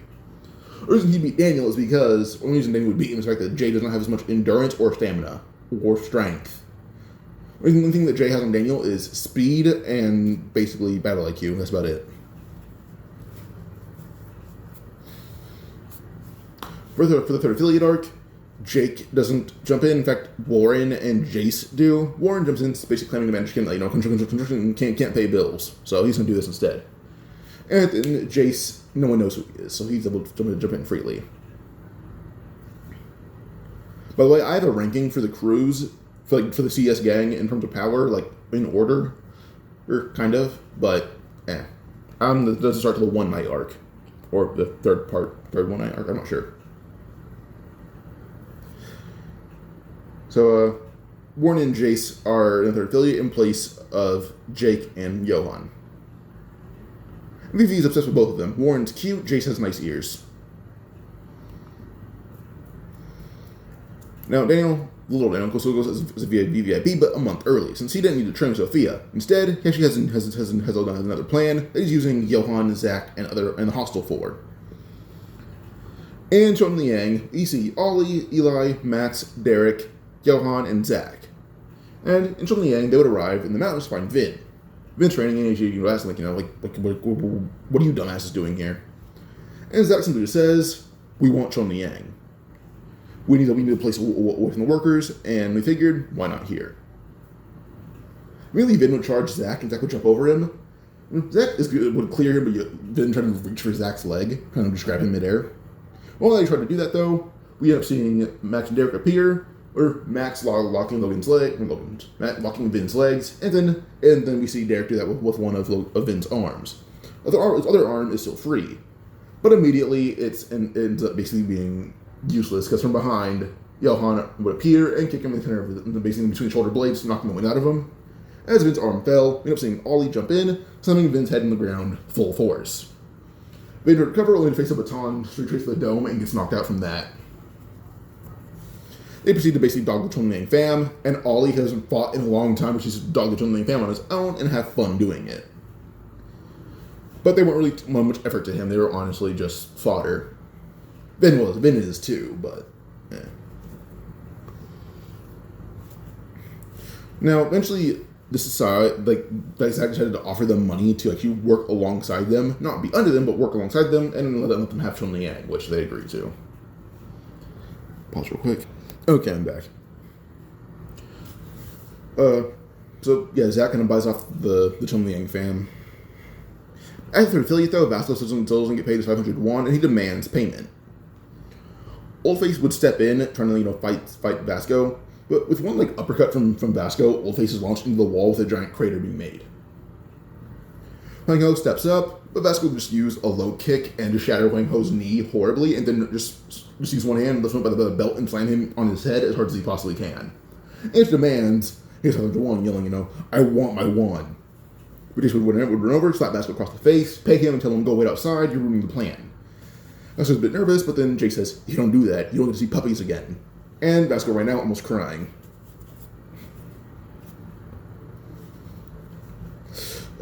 Daniel gets told by Du Li, who is here, he told the plan, and it's like, hey, the entire thing here is drugs, so be careful. Daniel's aware of his high resistance to things, so he just hoped it worked for drugs too. He parties hard, Vivi invites him up to party with her and her friends. He took cookies with Vivi. Instead of passing out, he almost did, he just felt tired. But when time passed for Xiaolong to walk in, Daniel kind of felt the room move and he already knew what was happening, or guessed, so he kind of just pretended to be asleep. He gets picked up by Xiaolong, and they're carried to Club Vivi. As they're walking by, Daniel looked into an alleyway, seeing Justin and Chuck, actually. He gave them a thumbs up as they end up pulling out their phone, calling someone, and that someone happened to call more and more people. At Club Vivi, outside, we see Jake, Jerry, Jason, and Brad. But then Vasco would see what's going on, join them, and then Jason and Warren had been there already as guards at Hotel Vivi. Now Jace opens the door as they're recognizing Soul Wall, who was just asleep. And they guess how she's going, did you hit a woman? He says, I hit something. And they walk upstairs. Jace hit something. On the first floor is Wang Ho, who tries, be tough. But that he tries, be tough in general, because his leg's broken. He tries to be tough, only for Brad and Jason to run at him. And with a quick kick to the jaw from Jason, and as he stumbles, Brad will just suplex him. And that ends Wang Ho's entire fight right there. And then Brad kind of looks at his arm, saying, that was really easy, as he thinks about how he had to lift the boulder from Brekdak, because Brekdak made him do that. And the next floor up is Husong, but Jason and Brad volunteer to take this one again. Jason and Brad, when it comes down to Husong, Brad leads tackle him into a wall and hold him in place, even lifting him up. And when Husong tries to bash his fist down on Brad's back, Jason actually jump up, leaping off Brad's back, and knee him in the jaw, full force. Husong's head flung up, and then whilst in the air, Jason would just follow up with a kick to the temple and knock him out right then and there, which ended pretty quickly. And ended the fight pretty quickly. So Husong's down for the count. In the kitchen, we have Warren versus Taegon. Taegon is actually using his staff a lot more effectively against someone like Warren, who has no experience with weapons. But Taegon's actually beating Warren horribly. Warren has to just endure it, hoping someone can come and help him. But to his shock, people do come and help him. But not who he expected. Haru and Ha-Jun. They arrive because, honestly, Dang Buck needs representation for this part of the story. Haru and Ha-Jun would arrive as Ha-Jun basically grab Taegon's hand, and Haru would kick him right in the ribs full force. It knocked one of them as Warren took the chance to push him around at him full speed with a pan and just bash him over the head with it. Taegon stumbled back, only to be met with a gut punch from Ha-Jun, knocking him into the hallway and knocking him out. So that ended the fight pretty quickly as Warren thanked them, saying he's never fought a weapon like that, so he had no chance. He's never experienced it. Upstairs, everyone would arrive at the final floor, and they see Daniel fighting Xiaolong. Daniel tried to avoid all those Guandao attacks. She actually grabbed it as Jerry would arrive first and just slammed his fist into Xiaolong's face and him flying away. As he stumbled back, we end up seeing Jake going for another one. Another calf kick where she makes Xiaolong's leg spasm, and then Jake would grab him by the collar, slamming him into a window, and holding him outside of it, threatening to drop him from 12 stories. Then he's nervous now. But he unleashed children, and that actually led to Jake having to pull him back in and him to call him off. He said no, so Jake broke both of his arms. But Daniel already kind of knew what to do about this, so all he did is grab the Guandao and copy Xiaolong. He didn't kill them, but he used basically the end of it and beat them all down with that because it was pretty easy for him to do so, which did surprise Xiaolong. He did cut a few people, but they weren't going to die. They're just going to have cuts in their bodies now. Now with this, Vivi will actually be pleading for Xiaolong's safety, even like demanding some of the cleanup guys, like he cheating that some of them help Xiaolong. But Alexander revealed he knocked them all out. He just gassed them. And then he'd grab all of Vivi's files and run out saying, all right, there's this van outside, I see it, I'm going to bring that to them. And Daniel kind of felt bad about leaving Vivi and Xiaolong. He's like, this is going to be so difficult. He thought about for a second as he looked around, seeing Samuel walk in. And then she saw Samuel trying to, justify leaving behind Vivi. And because workers are telling him to leave behind Vivi, he's not going to. So Samuel ended up fighting Jake, while Daniel would have Jerry evacuate Vivi and Xiaolong. Now, Xiaolong is kind of confused why he's being helped, but he's not going to mind. Vivi's safe. But Jake and Samuel begin to fight, and Jake actually beat Samuel this time because Jake trained a lot harder in prison. He's not equal to Samuel this time around. He's stronger than him.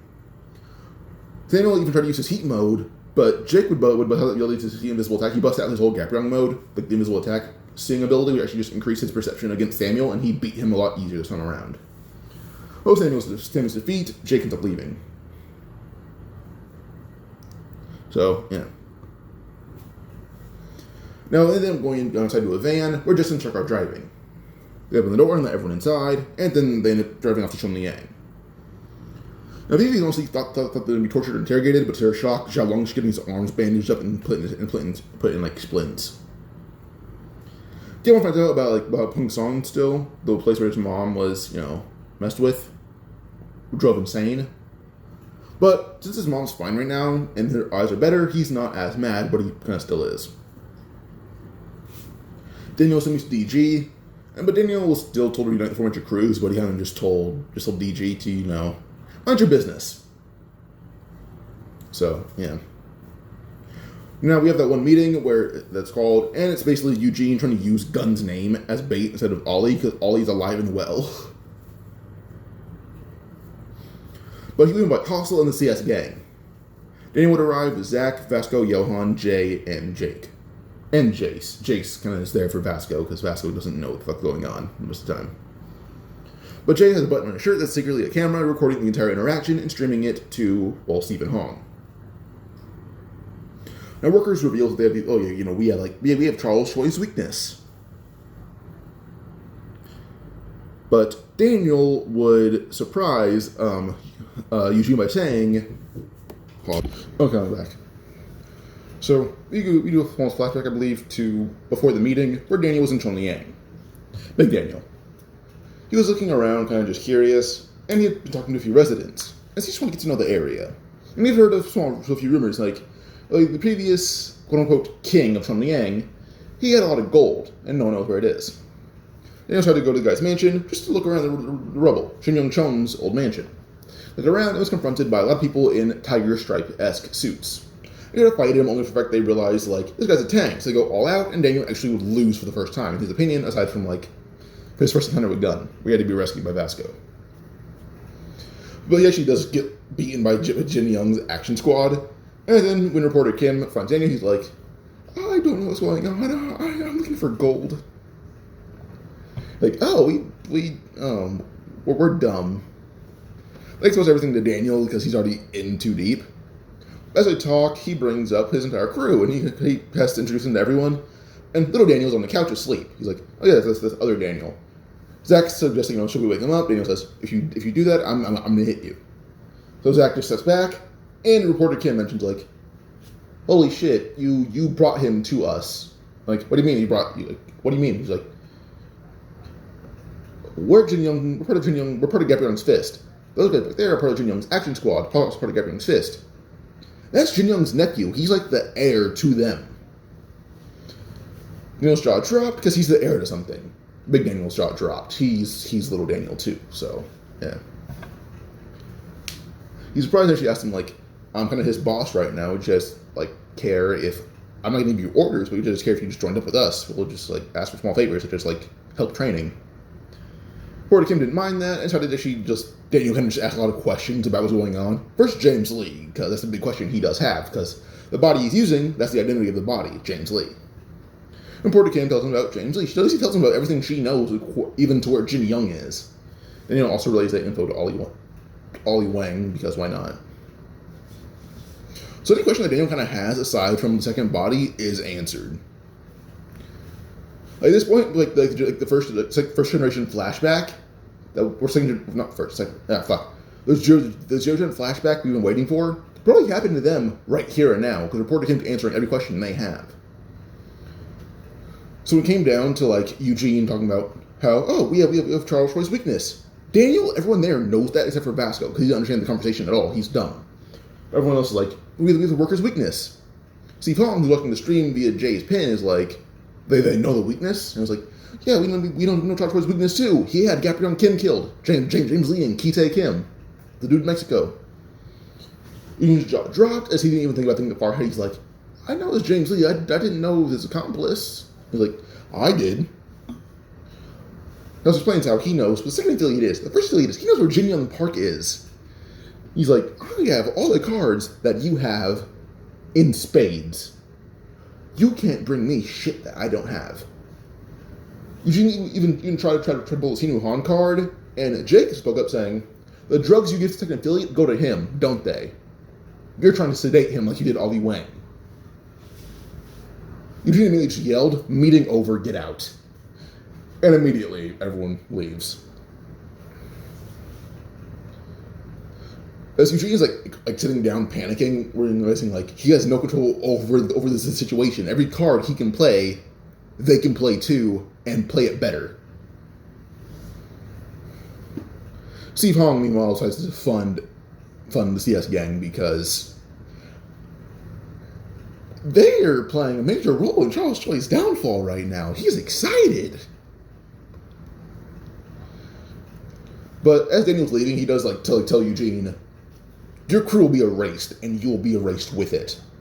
Which does just terrify Eugene even more, because he knows Daniel can do it. But eventually the second affiliate is trying to find a mole. Like, they realize, someone is spilling the beans. But then we actually see Daniel and Jake's suspicions confirmed about who's getting the drugs for the second affiliate. Sinu Han is confirmed. And Alexander is there too. But he's quickly moved on because they have enough workers there. But Du Li, Hanya, is still here. He's the game master. He makes the games. So Du Li is able to spill little beans on everything, even including on one like who Sinu Han is. But at this point, Sinu's basically, not Sinu, I mean, Du Li's basically swapping out the drugs midshipment because Ollie knows how they work. So Ollie's basically teaching Du Li how to swap out the drugs, basically replacing them with like black tablets that honestly are just like charcoal tablets. Once Sinu's memory begins to get restored, it was happened to be mid-fight, and he walked out a bit fuzzy. Hanya agreed with him and brought him to the bathroom. As when we see walking over, Hanya's like, he said stop, he wants help throwing up, he doesn't want you to see him like this. He backed up, as Ryuhei was suspicious, but he trusts Hanya. Everyone does. In the bathroom, Sinu's kind of freaking out until Du Li calms him down, explaining everything that's going on, about big deal, all of that. He explains everything. So over time, Sinu's being waved off the drugs by Du Li, but he's playing along for the sake of it. By the time Eugene begins the investigation, Hanya escaped. But no one knew what he looked like, because Eugene, he's the one who recruited Du Li. He just didn't care about his face. He didn't remember it. No one does. Well, no one has seen it, and no one remembers it. But they decide to move the fighting to the first affiliate, as they have a lot of floors there. They turn one of the floors into an all-out battle arena. Oh yeah, they have rich people there, but then I have more. And for this relocation, Du Li isn't there. He's gone. He's gone by now. He's back. Not back. He's in Chongyang now, kind of in hiding with Hyundong, his brother, who's now part of the crew. But Alexander, who's part of the first affiliate, actually been helping wave drugs off Sinu, by basically replacing them with charcoal pills, which Sinu is aware of. Like, Sinu at this point has his full memory back. He's just waiting to be rescued, because he knows he needs to be rescued. He also does have a secret phone that he uses to call Jake and talk, which does save him a lot of just mental anguish. Eventually, Jiho, later on, gets out of juvie, and on the Big Deal Street, he tries to, I'd say that a lot of this goes the exact same until he's at the Big Deal Street and tries to blind that one dude, tries to shove a cigarette in his eye. When Jiho tries to do that, we see the benefits of training with Breckdag play off, where the guy would basically just knee Jiho in the face and him flying across the street. And Jiho basically get jumped by everyone on the street until Jake arrives. When Jake arrived, he basically would proceed to just talk to Jiho a little bit. And Jiho would basically try to prove to Jake like I'm not gonna be a crew. I can crush them. But Jake just reveals Big Deal's not a crew anymore. We're under one right now. We got beaten. Whatever promise you made me doesn't matter anymore. I have my own promise now. I can't deal with you. Jiho is annoyed and upset, and he leaves. So yeah. Also, Barnacle has been training with Brekak for over a year. They're all ridiculously powerful. Like, without Vasco, they'd still be a competent crew to the point where, like, as a group, they'd crush a majority of the crews aside from, like, workers. That's only because they have pure numbers. That's just how obnoxiously strong not Big Deal, Barnacle is right now because of Brekak's training for a year. And kickboxing training they had at the gym.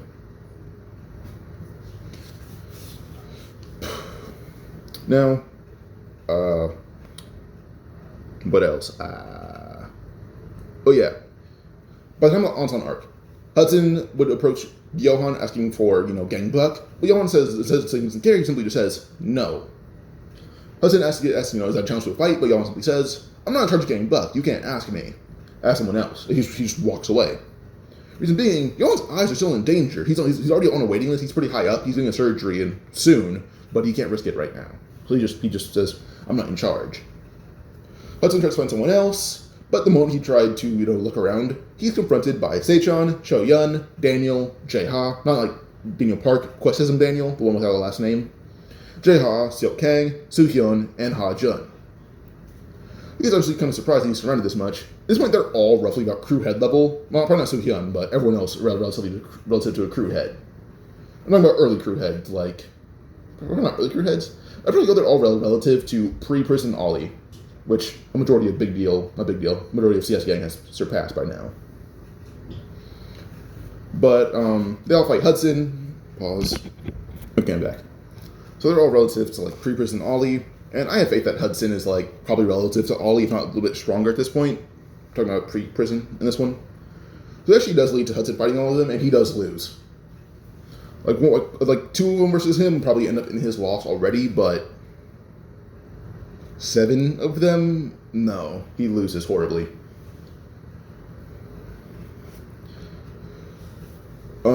Big Daniel still went up with DG, but he didn't have any questions. All the questions were answered, like who's James Lee? That was answered by like reporter Kim. And you're like, oh, second body. How do you know his body's different? You simply tell James Lee. You can't answer into the second body thing, can you? And James Lee just says, no, I can't. Your body is too different, and I don't know, I can't explain it.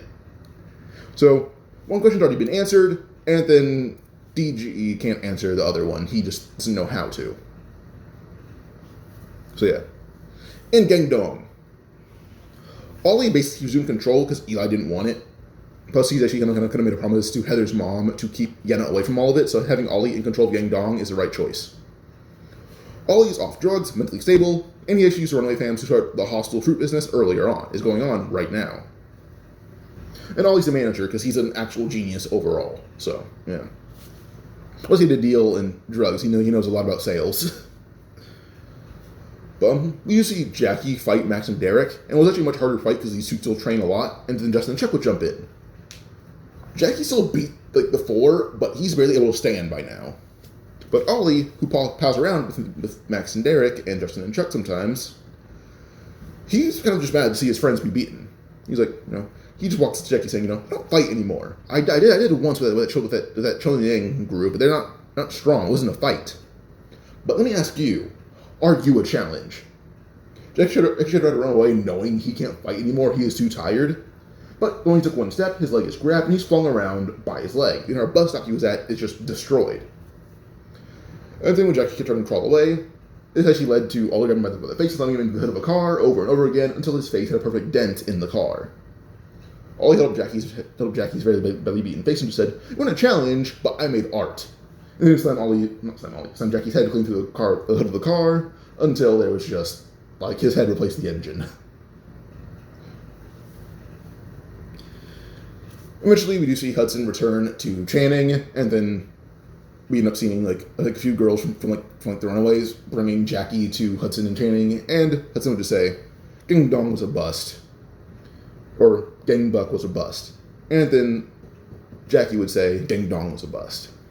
Channing would just sigh, calling them both useless, saying, "I'll show you both how to take over a territory." Yozawara tries to open the door, only to see Jake just standing there. Jiho's in the room too, but he kind of looked up at what Channing was staring at, just seeing a very angry Jake.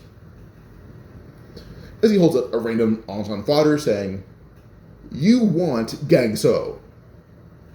Jiho looked at them all, saying, "I told you he wasn't in control of Gang So. Why go after him?"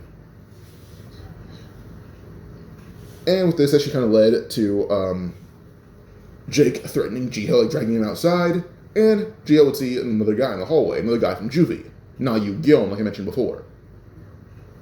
Mentioned like an hour ago. Yu Gyeom would basically be told by Jake, show me what you got, if I like it, you can join Big Deal, or you can join CS Gang, I have enough pull to recruit you. With Jiho saying, "You get your ass outside, we're going to talk." And outside, Jiho was just slapped repeatedly by Jake until he just admits where he was wrong. Blaze wondering how Jake found him.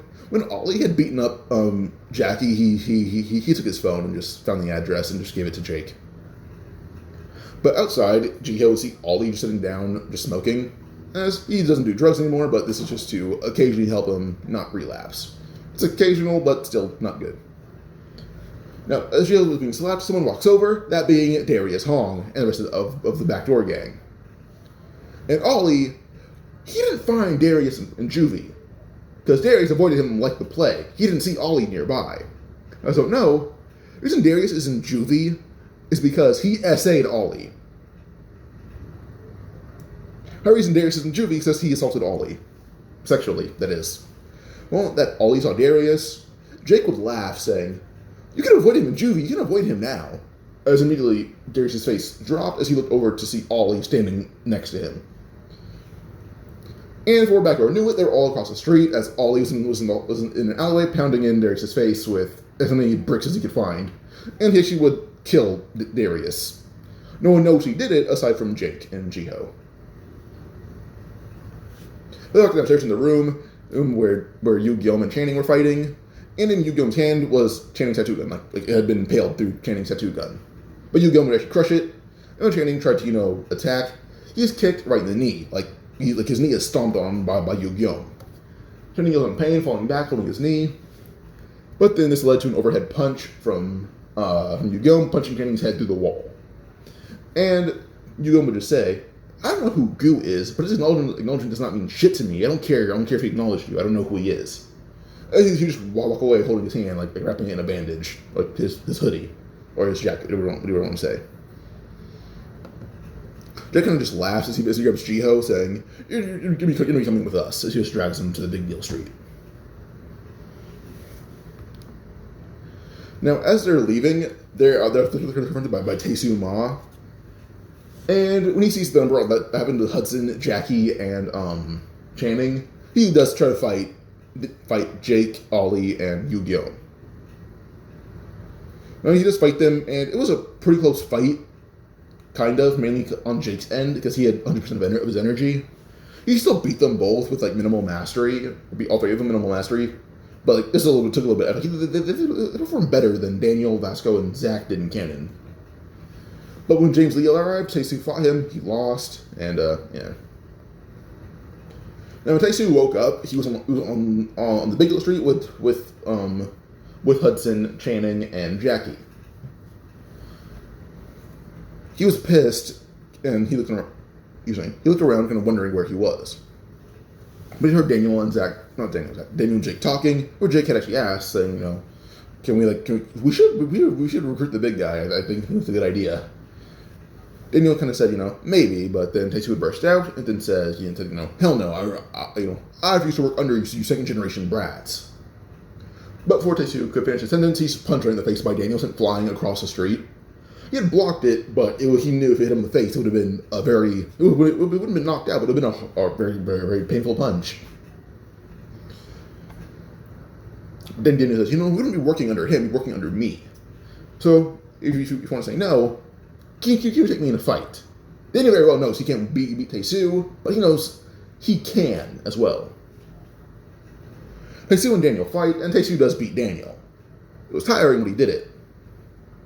But then he turned around, Daniel would stand up. and he'd see UI Daniel. Because Daniel Park does not lose to someone like Tae-Soo Ma. He wouldn't. So this leads to UI Daniel versus Tae-Soo, and Tae-Soo's beaten viciously. There's no way to explain it other than vicious. Only reason that it's not the worst beating of his life is because his eye wasn't plucked out. Alright, now Tae-Soo would actually get offered a hefty paycheck once Daniel had gained consciousness, and he agrees. Because CS Gang has a lot of income. And actually, they kind of fully recruit everyone they need to. But at this point, I'm going to go over who all the members of the gang are and where they'd scale, which can take a long time. The head, Daniel. He trains in Ultra Instinct across both bodies with Johan, so he basically just gains a lot of skills overall. The number 2 is actually Vasco. You guys are wondering why. I phrase this. Vasco's training with breakneck allowed him to access runners high early on, and his runners high he can beat current Johan. But number 3, Johan. I'm gonna need to say it. Number 4 is Zach. I don't need to explain that either. Number 5 is Jake. Jerry's number 6. Number 7 is Seichon. Number 8 is Cho Yun. Number 9 is Jay. Then 10 is Daniel, Conquestism. Then, what else? 11, that is Jace. 12 is Jungdu Ma. 13 is Soohyun. 13 is Soohyun. 14 is Kuja, who trains with Kyokushin and UI with Daniel, and then Jay helps him with Sistema. And Soohyun is also being taught highly harnessed by Jay, as he does Uzet, and boxing by Zach. By the way, Jungdu Ma is taught wrestling by Seok, because I think that fit him a lot. 15 is Ha Jun, who's a student of Zach. Ol Jin is an MMA user who trains with Jake. Haru has not copied by now and trains with Jin Young's Action Squad and Johan. Taeho's 18. Yu Gyeon is 19 and rising as he's Jake's other apprentice. Seo Kang is number 20. Jae Ha is 21. Seo Nu is 22, and he's Jace's apprentice. Cheon Hak is 23. 24 is Yeon Hyung, who is also currently rising. And then, I think I said Cheon Hak is 23. Yeon Hyung is 24. Min Nu is 25. Ji Hyun is 26. And Hyun Dong is 27. Du Lee is rising. He'd be 28, and then Ji Hyuk is 29, because he's the weakest here. If you guys are curious on where other allies would rank, Ollie would be number 4, Eli would be around number 7, Warren would scale number 12, Max and Derek individually are 23-ish, and as a duo, they're about 13 to 14. And then Justin and Chuck as a duo, around 21, and then alone, or actually no, they'd be 21 alone, 18 as a duo. So yeah, individually they're better than Max and Derek as individual fighters. But yeah, that's kind of where all the rank right now. But if you guys are curious about Allied's income, as I mentioned, they had a lot of it. Well, not Allied, CS Gang, and this one, their income. Well, Steve Hong funds them, because Jay told him it's just, the crew's kind of just to mess with Charles Choi overall. Then, Little Daniel does streaming, but also some members of the crew do modeling for their own merch. But Ollie would also, he kicks up some cash from the fruit businesses. But also Daniel has sponsors from streaming, I forgot to mention that, and his merch sales. The Gang Buck group kind of extorts unallied bullies and corrupt businesses in their areas. Their income is around $32,000 a month, or 42 million won a month. And then they all also get paid, so yeah. But Ansan also begins to help them with opening up businesses and managing them, which brings them up to 43K a month. So, yeah. But I think that'd probably be like 50-something million won a month. So yeah, they make a lot of money per month. What else? Oh yeah, Jiho. Jiho's kind of nervous about why he's on the Big Deal Street, thinking he might either be beaten or recruited. But instead, to his shock, Prosecutor Choi, aka Gang Mi Choi, would arrive, Heather's mother. Her cop posse had Jiho arrested, and she would look at Daniel, thanking him for actually helping him open the fruit businesses. I was wondering, well, how Daniel helped. Ollie has no money once he was arrested. Same for Eli. They have no money. Business is open because Daniel gave them a lot of money. He gave them well over $12,000 just to open up the businesses. So with that, they basically ended up with opening businesses with Daniel's help, and she thanked Daniel for giving Eli the loans. She says, I would prefer my granddaughter to be around something like a fruit business over the crude nonsense that Eli dragged her into at birth. And she says, she says, I think you'll be able to prevent your gang from being detained. I think you will be able to do that. And she gives some knowing look of her saying she'll help him not be detained.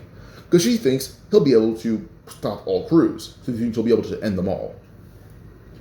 So it's kind of just her insinuating that, if you get arrested, I'll be able to pull some strings. Because she wants him to end all the crews. She trusts him. She just mentioned that, Eugene has a connection with the chief of police. So she tells Daniel, he has a lot of connections, so be careful. But Daniel pulls out a wad of cash, telling her, then can I have my own connections? She takes the cash, put it in her pocket, and say, I look forward to working with you. And she just walks away. Alright, now back in Zhongliang. Vin wanted to fight Daniel, but because Vin didn't get a chance to when it came to Zhongliang being taken over. So Zach would fight Vin instead, and Zach won. It was a pretty mid fight. It wasn't really much too difficult, but still had put in some effort. And he would pay the Zhongliang fam once more to make them keep their agreement to work under the CS gang. In fact, he paid them to join this time around, and they agreed to that one.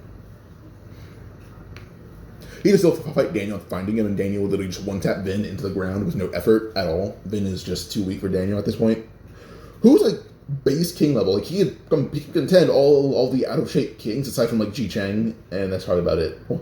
Ji Chang, Gong Sup, and probably the king of Busan, and Jae Gyeon. Probably the only 4 kings out of shape who he probably can't beat. And Gisei isn't out of shape. So the 4 kings of the name are the only ones he can't beat, but Silk Do and Tae-Seo are probably the ones he can beat who are currently out of shape. So, yeah. In UI, he can beat everyone else I just named. So, yeah. Busan's a theory, but I'm not sure. For the second affiliate arc, Alexander has snitched before because they're all in the first affiliate now, and Alexander works there. Xenu had been waived off the drugs. So, Daniel was told where Jin Young is by reporter Kim, but also where Bong Gae and Baku were, who all have info on Jin Young's location. So she says, you should check in with them just to make sure his location didn't change. Well, Daniel went to find Baku in Chungcheong-do, and Lyman and Yu Gyeom went to see Bong Gae. In Chungcheong-do, Daniel would see his family, then go see Ji Chang, and it's little Daniel. So when we went to see Ji Chang, he would arrive saying, Tae-Soo Mom told me if I was out here, I should talk to you first, since you're the king of Seoul. Ji Chang took off his sheriff hat and said, are you trying to fight me on his behalf, or do you want to talk to me? Daniel says, I'm Daniel Park. I need to speak to Baku regarding Jin Young Park. Chang would nod, and before Daniel knew it, he just punched in the face and knocked out. He woke up as he's confronted by basically Ji Chang, Ji Byom, Ji Han, Baku, and the one dog guy. But Daniel just screams, saying, we need help getting Jin Young out of the first affiliate. I have nothing else to play on. I'm his nephew. Baku kind of just froze on what he did, apologized profusely, everyone else did as well, and then they agreed to help Daniel. But Ji Chang said he'd do it alone, or with Tae-Soo. As if Tae-Soo were about mastery, he can surpass base Daniel, which would be a lot more useful. So Tae-Soo goes with Ji Chang to help bust Jin Young out of the first affiliate. And Bong Gae just didn't have any advice. He just says, yeah, Jin Young's location is the same right now, so good luck. So yeah. But meanwhile, Jake, Jerry, and Seichan are all going to bust out Xenu from the first affiliate. The 3 CS gang members arrive, and they was thinking mid-tournament. Xenu sees a jacket on the chair as he's fighting. He would kick out his opponent pretty quickly. He sees Jack on a chair and begins bawling his eyes out. Neko's confused until Sinu would get up yelling, "Damn it, Jake, you embarrassed me in front of hundreds of people! God damn it!" Jumps up into the stand, taking Jack off the chair, putting it on, and demands to leave. He's sick of this place. And Neko realized he has his memory back. Meanwhile, Ji-Chang and Tae-Soo would run through everyone into their way until they find Jin Young. I think as a duo, they beat people like Tae-Jin, and Basement Hulk probably focus on Sinu right now. But they find Jin Young, and they end up convincing him to go to find Bakgu. But go to Bakgu. After they pull up a video called Bakgu. And then Tae-Soo held up one of Bongay, holding up Jin Young's headband, which Jin Young gladly left with. He left with them gladly to get his headband back with Bongay. In a van, Justin and Chuck were waiting, and they just yelled, saying, we're getaway drivers. Quit calling us for this kind of stuff. Jin Young and them all drove off to Chunliang first, where he's met with reporter Kim. Meanwhile, back in First Affiliate, we see Sinu having to fight Ryuhei, which ended pretty quickly since his commando was snagged by for Ji-Hyun by Seichan. So Sato had to fight Seichan as he was holding up commando. We see Seichan using Muay Thai. We don't know how he fights, so Muay Thai is something I'm giving him as a default. He uses Muay Thai and yell rice bag smash, which is basically just a consecutive, it's a clinch and then consecutive knees to the abdomen. Which he did that to Sato, between Sato throw up blood all over Seichan and pass out. Kenta. He tries to fight Jerry, but he one uppercut and head knocked him into the ceiling, and then he passed out. That was kind of just it. Jerry had already used Kaiji mode and everything, so he kind of just one-tapped Kenta, who wasn't ready for this level of power. Kenta had fallen back down, trying to get up and fight, but Jerry literally just stomped on him, creating a giant shockwave, which ended Kenta right then and there. He's not dead, but he's not going to fight again. And then Sinu kind of just low-diffed Ryuhei. With Basement Hulk, Jake was holding him off until everyone realized, everyone said, alright, we can go now, come on, let's go. Jake ran away, full speed ahead, yelling he doesn't want to fight that thing anymore. They run outside to a car, and then Jerry has to ride a bike to Chunliang. So yeah. So nobody's captured by workers. Little Daniel does have an idea though, now that they have a bit of like peacetime on what they should do. And he says, we're taking workers in Charles Troy. We need to get stronger so we can truly take them on. So far, only Tae-Soo and I can put up a good fight, and this is the big Daniel speaking to them. And he says, I'm sorry for saying so much, it's just a default way for me to speak. And he said, I did some research, I found some ideas. We should all just go train. They nod, they all agree, and the Central Soul Gang would temporarily split up. Or take a break. Little Daniel still goes to train with Gun, but he actually just paid Gun and shouldn't he had to prove his mettle, but also paid Gun to give him all he got. But Daniel would also have a perfect copy of Gun by the end of the training, so that's a good thing. But also he also has a perfect copy of his UI self along with full power Jin Young. He also will unlock invisible strikes, speed mastery, and technique mastery. Big Daniel would return to Sophia Alexander for a little bit because he has no one else to turn to for training aside from Jin Young, but Jin Young's copy is honestly just too strong, so he declined Daniel.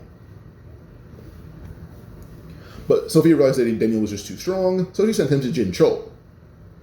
Which Jin Chol kind of just let Daniel stay there just to train a little bit, but now he has the same abilities as the little Daniel does.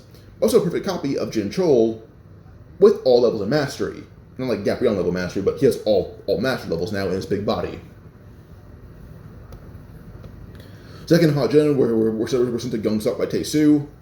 And Zach is already way stronger since he started the training on the verge of mastery. In fact, in his self-hatred mode, he can unlock power mastery. So Zach, when he trained with Gyeongsuk, in his base, he learned to use toughness and technique mastery and speed mastery, while in self-hatred mode, he can use all forms of mastery except for the Gabrielle mastery. So Zach is pretty hype in the gang now because of that. And Ha-Jun learned power mastery. Johan was able to go to Jin Young, since before Jin Young declined Daniel because he was just too strong for his copy. And Johan had also let Haru join in as well. So Jin Young and his action squad trained Johan and Haru. No one had unlocked his infinite techniques, but also unlocked Gap Beyond Mastery, but only for like 2 hits before his muscles gave out from those blows. So, yeah. Vasco trained harder with Breakdeck, and when he started training, he already had Runner's High. So if anything, he unlocked Breakdeck's full arsenal on top of Toughness Mastery and Power Mastery. Jace learned the base techniques of Breakdeck's Muay Thai, but also Runner's High. And Xiaonu, who's Jace's apprentice, began training with Breakdeck, Vasco, and Jace on the verge of Runner's High. Jay would train Sophia, perfect technique mastery, and he would also would let Minnu and Hyundong join as well because they both use weapons. In fact, Minnu uses Kali Arnis. Reporter Kim would give Jerry his father's tapes, which led to Jerry unlocking power and toughness mastery and perfect mastery over his kaiju state. While Jake would train with Old Jin, which allowed Jake to achieve toughness mastery and brief mastery over his DNA amp, along with invisible strikes, which he can see invisible strikes. But conveniently, Old Jin would unlock invisible strikes. Lionel Lennon went to Bongay, but he started off the training already strong, comparable to like 16-year-old Jake. So yeah, that's pretty good. Yu Gyum went to train with Sinu, since kickboxing and invisible strikes as a combo would be kind of crazy. Hudson would train with Tae-Soo, and Dooley had nowhere else to go, so he kind of just went with them. So Dooley's kind of just in the background with Hudson. Seichon, Cho-Yun, Soo-Hyun, Daniel from Questism, and Gukja all trained as a group, and Gukja would show off his Raging Beast Ultra Instinct, which definitely amped a lot of people's benefits when they trained with him. Seok King, Shon Hak, Jong-Du, and Yeon-Hyung all train with the Chonmyang fam, as they all use some sort of grappling. Well, Yeon-Hyung uses Kudo, but yeah. And they all achieve some level of toughness or strength, toughness or power mastery. So, yeah. Chonmyang fam train insanely hard, since they're being paid to be strong. Jae-Ha had gone to Gangbuk, where he basically paid Hansu and Tae-Hyun to train him in their dojo. So, yeah. And he learned speed mastery. Ji-Hyun was able to find Logan Lee and just paid him for Gu's info, and then she paid Gu to train her. They're kind of just giving them cash, and then they trained her. Taeho just fought the Burn Knuckles and Big Deal constantly for fun, which should allow him to train all the groups that are around him, but Taeho would also unlock his own toughness mastery, which made him an absolute monster because he's already durable as all hell. Sonu would join Taeho's training routine. Sonu was kind of just Taeho's friend and kind of tamer, I guess.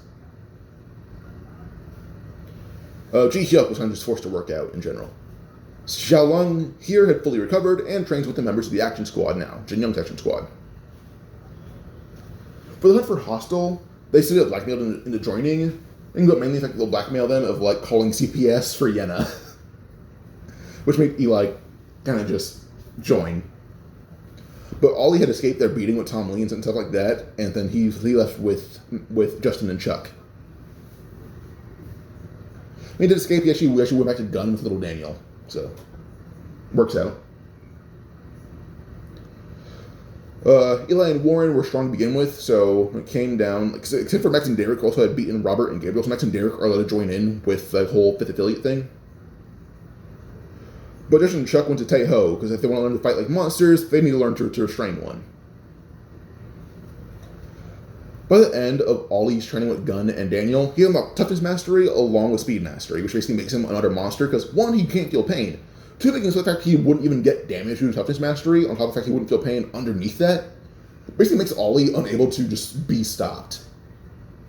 Which Gunn acknowledges that. Like, only like a few people can stop Ollie, and even then, Gunn even he's struggled to stop Ollie now, because Ollie would just tank all the blows and continue to fight Gunn, like nothing's happening.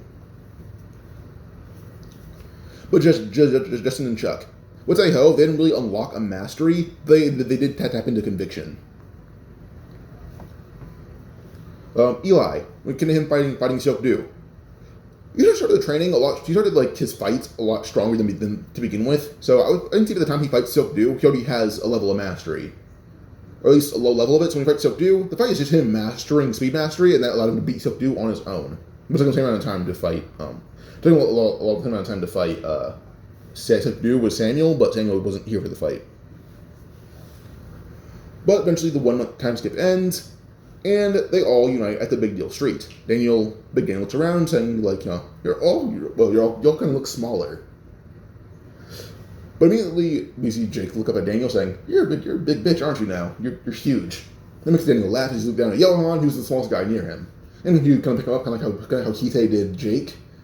Johan tries punching him in the face, and he does, just doesn't do any damage.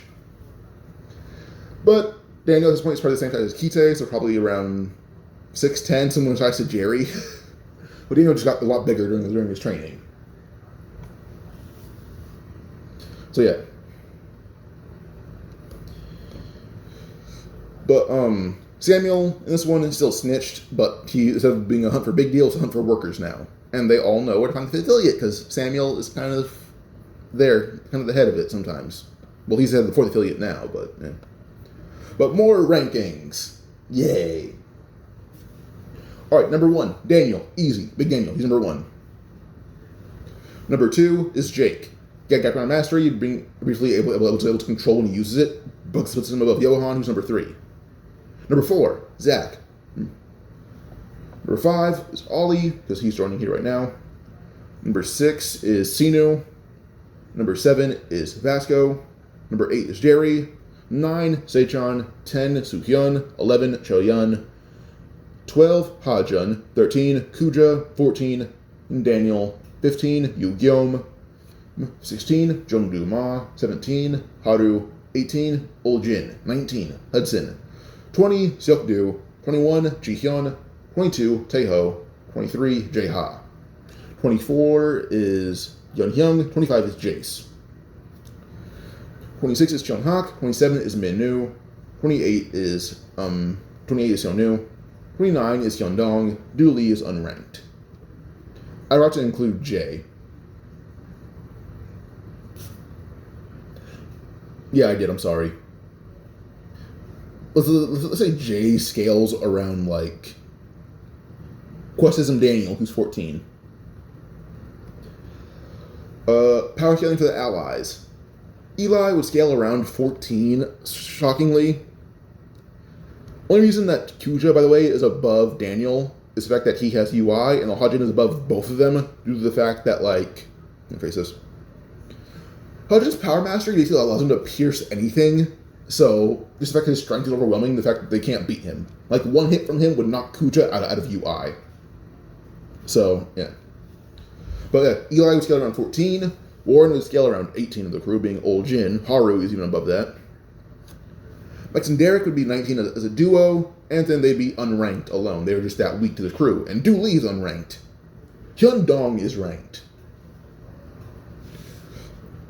Taesu would scale around number 12, which shows that they have 3, 4, 5, 6, 7, 8, 9, 10. They have a lot of people who are above above king levels of power. Ji Chang would scale around number 3, being that Johan would be an equal to him at this point, because Ji Chang and Taesu are back in training. But it basically means that Daniel and Jake surpassed Ji Chang, which is obvious. Big Daniel, obviously, by the way.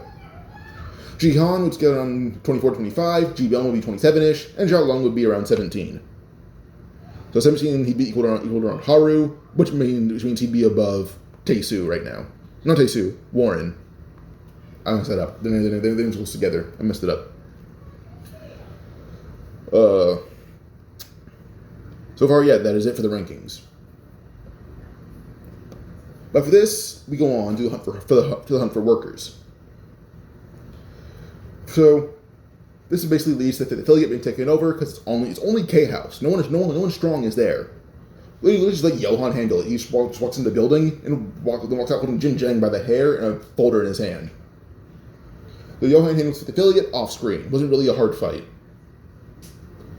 Fourth affiliate, done for. Third affiliate, done for. Second affiliate, done for. First affiliate, recovering. First affiliate, I can honestly see the first affiliate being handled by, like,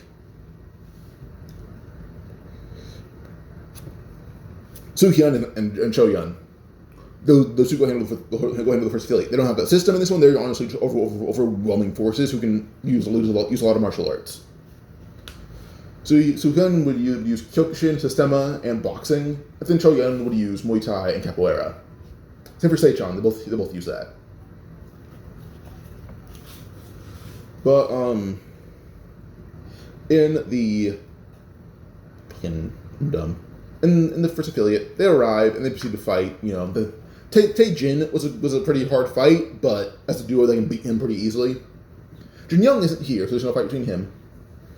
Samuel and Johan aren't here as enemies. Only enemy is Isu and Basement Hulk. They tag teamed Tae-Jin, so. Yeah. Now when they fight against Basement Hulk, that's kind of where they have an ascension, kind of, and basically just them tapping into their own levels of mastery and beating him. You see, Choyun would tap into power mastery, and Choyun tap power mastery, and Suhyun would be speed mastery. As a duo, they were able to weaken Basement Hulk, and they would let Han Gil amp him. They would just take him down before the amp can arrive. So, that ends quickly. Excuse me. This first affiliate is handled by the number 10 and number 11 of the CS gang. So, yeah. Now Eugene just wanted to call a meeting between Daniel and, him. When Daniel arrives to the meeting, it's basically him surrounded by fucking Eugene, Mandeok, Yusung, the Kojima brothers, and Ryuhei with Commando, a new one. But Daniel is honestly unfazed. Eugene asks him why he's so confident, and he says he picked up a few skills while he was training. You know what skills? But Eugene can't see it, but Daniel has an entire CQC array beneath him. And it's Jin Chol CQC. Not Andrew Kim or Warren, Jin Chol CQC. So, when anyone felt a bit threatened, this led to the coach really trying to run at Daniel, but only for 2 quick blows to their face had knocked them out. Pause. Okay, I'm back. Sorry. So, after we had Suhyun and Choyun defeat Basement Hulk or Hangyo, Tae-Jin and Isu, all them, they ended up leaving the first affiliate with a few files in hand, and with this, they basically ended up having all the information about every single affiliate. Johan handled the 5th, the 4th through 2nd were already handled by Daniel. Not Daniel, but he has them already. And once that happens, Eugene kind of realized, yeah, I have nothing left. I first I might have left off somewhere else with Daniel fighting the Kojima brothers, because I had to take a long break. I think I left off with Daniel fighting the Kojima brothers. I just realized that. I'm dumb. I'm sorry. Yeah, Daniel fought the Kojima brothers. He one-tapped them both just because they weren't ready. Mandeok and Yusung are ready to fight him. So, yeah, Mandeok and Yusung are ready to fight Daniel after he one-tapped the Kojima brothers. And then Ryuhei as well will come with a new commando. But the thing is, Daniel just extended his CQC range as he has Jin Chol CQC. And he pretty easily just beat Mandeok easily, and Ryuhei blocked it, but his commando broke. So, what this has led is Daniel versus Yusung, and Yusung is going all out. He has to. But the thing is, it does not stop Daniel, because every level of mastery on top of having the most broken body in the verse. That resulted in his defeat horribly at the hands of Big Daniel. And Ryuhei tried to back down because he knew his limits, but that did not work. He just got a fist to the dome and a head through a wall. So, But with this, Eugene is captured by Daniel, and he is forced to be subservient to, the Central Soul Gang. And with this, Daniel has basically complete control over Seoul. Not over Seoul, kind of over Korea. The king's kind of just let Daniel do as he pleases. There's no one to stop him from doing that. Once he had done that, though, they met in Chonyang at Shin Myung-chon's rebuilt house, ran by the CS gang. They were met by Charles Choi and a lot more members of the Yamazaki clan. And Gun is there as well. But Daniel, his crew has an established relationship with a certain Jun-gu. Ji-hyun paid him, and she paid him again. So now he's here on their behalf. So Daniel basically has Gu ready to fight Gun, And then we would have Charles Troy facing off against, well, Jake and Jerry. Because Daniel is just going to watch from the sidelines for now. Jin Young is in hiding, not aware of what's going on. Reporter Tim's making sure he's not aware of what's going on. So, this basically leads to Charles Troy versus Jerry and Jake. And they've surpassed Ji Chang, or at least Jake has. Jerry has not, but he's still pretty powerful. I just realized I'm lowballing Jerry, so I'm going to go fix that real quick. I can see the new number 8 instead of Jerry being Jay, just because Jay had mastery before everyone started training. So I can see Jay being number 8, and honestly because he's probably the most lethal out of everyone here, aside from Johan and Daniel. But yeah, Jerry's new number 4, Zach was demoted number 5. Jake is still number 2. So, yeah.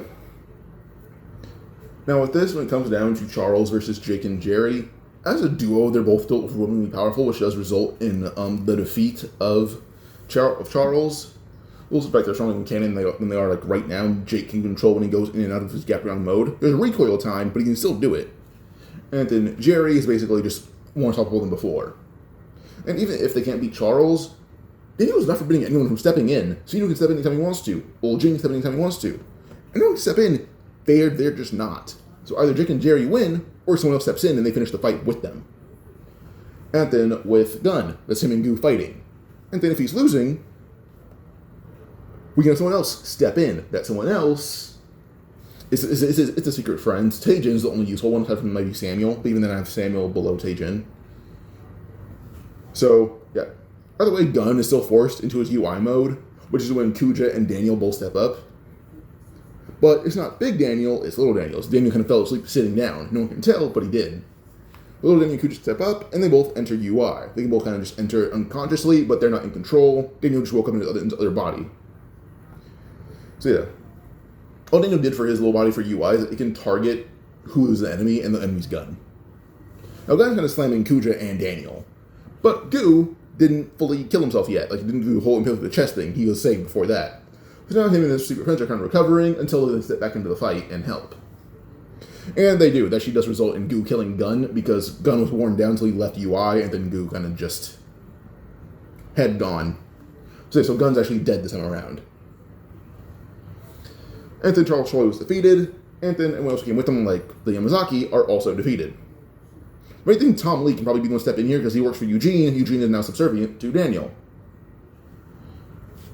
So with this, the only less enemy they'd have is probably like Goo leaving after being paid, and then the secret friends teaming up with Kite. I'd probably see Samuel stepping down to take over workers at least, but actually no, never mind. Subservient, never mind. He wants to be king. He can't be king if he's working under someone. So never mind. Screw that idea. By the way, I'm not going to be adding the workers' rankings to this, because Yu Sung would probably still not score in the top 5 right now. Like, Zach is currently above full power Yu Sung. But, we would have Kite arriving in Korea. And when he arrived, he still goes to the Big Deal Street, trying to find Jake. We just try to grab that one guy by the face. He actually guys have to avoid it, and this actually leads to everyone confronting Kite and leading to an all-out fight. He does admit they're all really strong, and he does kind of just throw them around. He's met by Jake. He does as you know, Kite tries to ask Jake, how do you feel about Gabriel? They didn't even give him an answer. He just uppercuts him in the chin full force, and him flying back. Probably. Assuming that Gabriel Master can work with someone like Kite. Well, if one assumes that Kite is honestly just overwhelmingly durable, stuff like that, he can probably block it or just tank it, or at least not be as damaged as before. So Kite took the blow to the chin, but it was obviously left a small dent. But he turned around, only to be landed in the ground head first by Kaiju Jerry.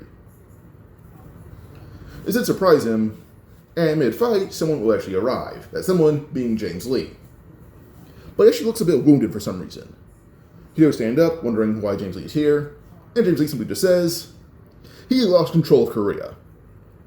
As you see walking out from just somewhere, is UI Daniel, but Big Daniel. And Daniel's actually speaking in this form. He's forming coherent sentences, all of that. And he simply just tells Kite that CS Gang runs Korea, James Lee isn't needed anymore. As we see, pause. Okay, sorry. So Daniel kind of just says that Central Soul Gang runs Korea and they don't need someone like James Lee around. And then the Kings would eventually step out. They're not all in their prime, but someone like Ji Chang, who's still alive, is. Yu Chang, Tae-soo, Jae-gyeon, assuming that Jae-gyeon left his prime, and Seok-do. Basically, the Kings we've seen, aside from, like, Gyeong-sop, they've regained their prime. And James Lee's already been beaten up from fighting Daniel, who's much stronger than Cannon, and UI, much stronger. But then Jin Young, not really having trauma anymore and having a grudge against Kitae, steps out as well. Jin Young now using UI to emulate anyone he's come across, especially the strongest one being UI Big Daniel. And Yohan steps out doing the same thing. And then Haru tries her best to emulate UI Little Daniel, because if Haru tries to emulate Big Daniel, their muscles will explode out of their body. He is simply too big and too strong. Yohan can barely contain it as he's struggling to even walk, trying to emulate him. And this leads to the entirety of the Central Soul Gang jumping Kitae and James Lee. The 3 UI copies jump James Lee, and then the 4th one being Haru jumps in with Kuja as an actual UI user to jump Kitae. It's not going well in their favor whatsoever, but Jake and Jerry plus like Seichun, Soo-hyun, and Cho-yun, those guys like them, or Vasco, those guys are all putting in work against Kitae because he's actually doing good damage. And James Lee actually does lose pretty quickly, so. We have a stronger than Prime not stronger than Prime Ji Chang, but also stronger than Prime Jin Young. Much stronger version of UI Daniel, which probably makes them top of the verse at this point. And then we would have Yohan emulating this much stronger version of UI Daniel. Of course, also using infinite techniques in this form, which actually does make his attacks much stronger due to the fact that he's emulating a monster of pure muscle mass. And he does end up being defeated by, like James Lee, being defeated by these 3 copies. Now, Jin Young and Yohan drop out of the copy, out of like the emulating state because they're too tired, and Daniel just exits UI because it's straining his body. But he still confronts Kitae, and Kitae is still like, he's holding his own, but he's tired and kind of beaten. Drake and Jerry are the last one standing because they're the only ones who have enough durability to contend him.